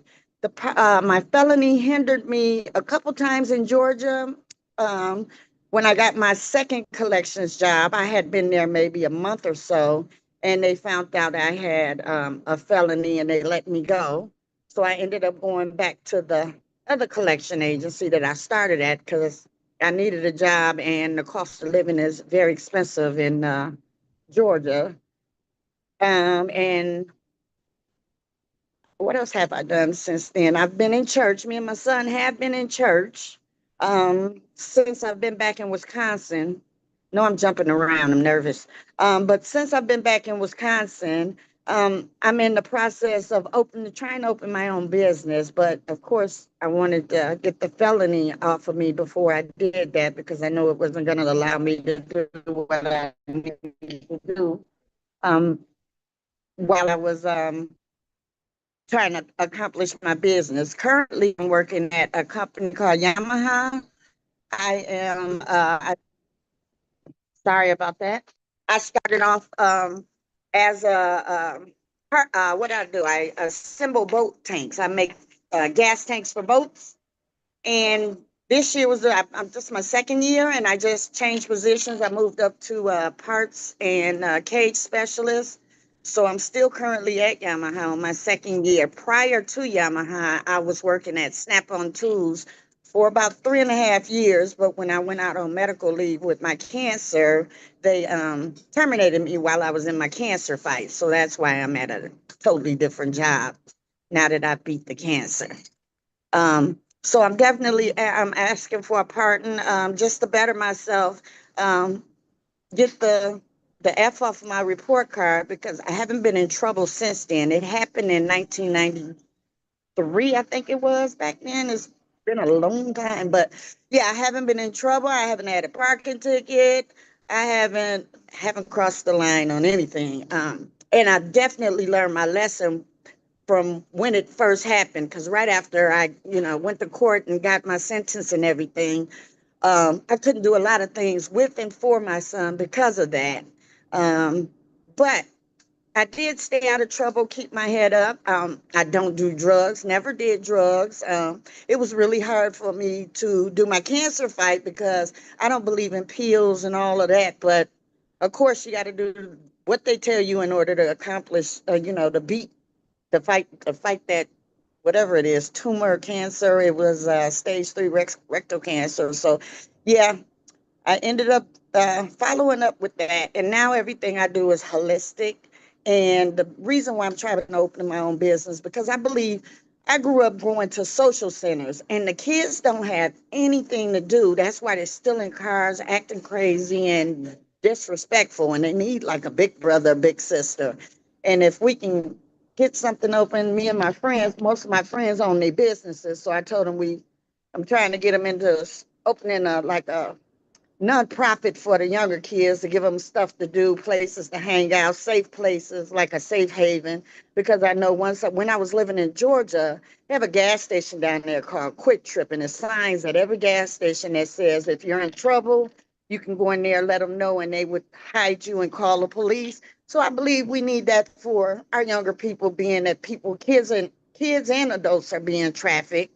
So yeah, I'm just trying to give back and help out and stay positive and stay healthy too. Thank you, Ms. Nash. Questions from the board? Cindy. Yeah. Good afternoon, Ms. Nash. You may have heard me ask a previous applicant, but you also did not submit any letters of support for your pardon application. Can you tell us why not? I was just so excited about submitting the application. I didn't think to send it. And after I sent my application, I didn't know if I could send it afterwards. So I didn't. That's the only reason why I didn't send them, because I had my senior pastor asked me why I didn't ask him to send it. He said it would have made it look better. So yeah, the letters are helpful. I guess moving too fast. I'm sorry about that. I'm just moving too fast and being too excited about trying to get this information into you all. Okay, That's thank you. the only reason why I didn't send them. You're welcome. Any other questions for Ms. Nash? All right, I think that covers it then. Thank you, Ms. Nash. Appreciate your time this afternoon and hope you have a great weekend. Thank you. Thank you all for everything. Thank you. Okay, our next applicant is John Martins. Mr. Martins. Good afternoon. Start my video. There we go. Hello. Hello. So I guess I'll just get into it. So the reason I'm here is back in the 80s, I know you've already read the application, you've seen my history, is theft of items. And to give you a little bit of background real quick, that maybe wasn't the application. I worked for Company A, and Company B used to use them for business stuff. Company B approached me and said, hey, why don't you come work for us direct? And so I did. And that's Company B is the company that the theft was from. And they had started a service facility, wanted me to run it. I was doing that, but I was working a lot of hours that I wasn't really getting paid for. And then one of the managers made a comment, just an off-the-wall comment of like, you know, they're going to close it down anyway. You should just take this stuff and start your own business. I made my own decision, and my own decision was a bad one. It was like, yeah, I'm going to do that. So I stole some of the test equipment and started my own business, and was moving on. About 3 months later, Company A called me back and said, hey, we want to start a new facility in another town, and would you be interested? Well, I jumped at that chance, stolen equipment in hand. So that traveled with me, and I ended up in Wausau. One of the things that isn't on the application, I didn't check it because I couldn't find it, is when I was in Wausau, I had sold that stolen equipment, some of it, to that new company. So I was arrested there for misdemeanor up in Marathon County. I can't find any record of it. I don't have any copies. I didn't see it on CCAP, but it's there if you can dig back that far. And but that was related to Company A, which is what got me the felony. So both things were kind of related, happened at about the same time. And that being Company B, when I went to work for them, I was surrounded by a group of people that probably were a bad influence on me. But I'm not going to blame them. Everybody's living their own life. I made my own choices. I did do what I did. And it was in the middle of a divorce. So I was in my early 20s. I guess I was a late bloomer for lashing out. You know, you're supposed to do it in your teenage years. Well, I waited till I was in my 20s. And that didn't go well for me. As far as sentencing, I was sentenced to probation. Had an excellent probation officer. He was very understanding. He was good with me. He was kind. He was always polite. I would see him in the store and we'd say hi. It seemed like he was busy with more serious, drug offenses, alcohol offenses. But if I ever needed anything, if I needed advice, he was there. I was on restitution. Probation was, I forget how long probation was supposed to be, but it was as long as I had to make restitution. So I was continued to make restitution payments. And then at one point in time, I just went and got a small loan, paid off the restitution, so I'd be released from probation. And that's basically the crime. As far as things that I've done since then, I stayed involved in my community, joined the JCs, was active as a officer in the JCs, same thing with the Lions Club. I coached youth hockey, I coached youth soccer, I returned to church, became the sound guy at church, then ended up becoming on the worship team for church, became a deacon, preached when the pastor was present. I was eventually ordained as a minister, still am active as a minister, ordained. Joined the Billy Graham Rapid Response Team as a chaplain to go do work when if they were to get deployed in case of an incident. And I've stayed in touch with my church family, my church group, in some way or another. I had joined the military, so even at the time that this crime was done, I was a National Guards person. But the military, my unit, which was up in Wausau at the time, they still believed in me. They, they kept an eye on me, but nothing like suspicious, but just to keep encouraging and mentoring me. And I was really surrounded by a great group of NCOs and officers who mentored me well and trusted me well.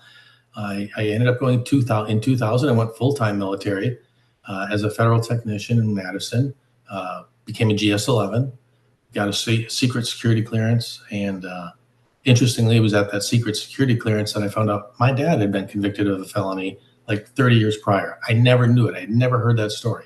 And here I was in my 40s. I guess it was 50 years earlier. But I never knew that. And it really did have an effect on me to realize that, wow, I wonder if it was hereditary or if it was just something that bothered him, something that he held with him for the longest time, but just didn't talk about it. But I did get deployed in 2003, 2004, came back, and with disability, ended up getting a disability discharge, and have been dealing with physical issues since. And I am now, and then I ended up getting a job. My wife said, get the hell out of the house and go get a job. So I found employment at a golf cart company at a manufacturer, and I ended up being the trainer for them. I would travel around the country training other technicians how to fix these things, and then ended up starting our own business doing golf cart service. And they used me as a contractor, as their tech support, up until about a year ago when my disabilities have caught up to me and I had to retire. So now I spend my time kind of starting to lean back into ministry while my wife runs the business. And then lastly, why should I receive a pardon?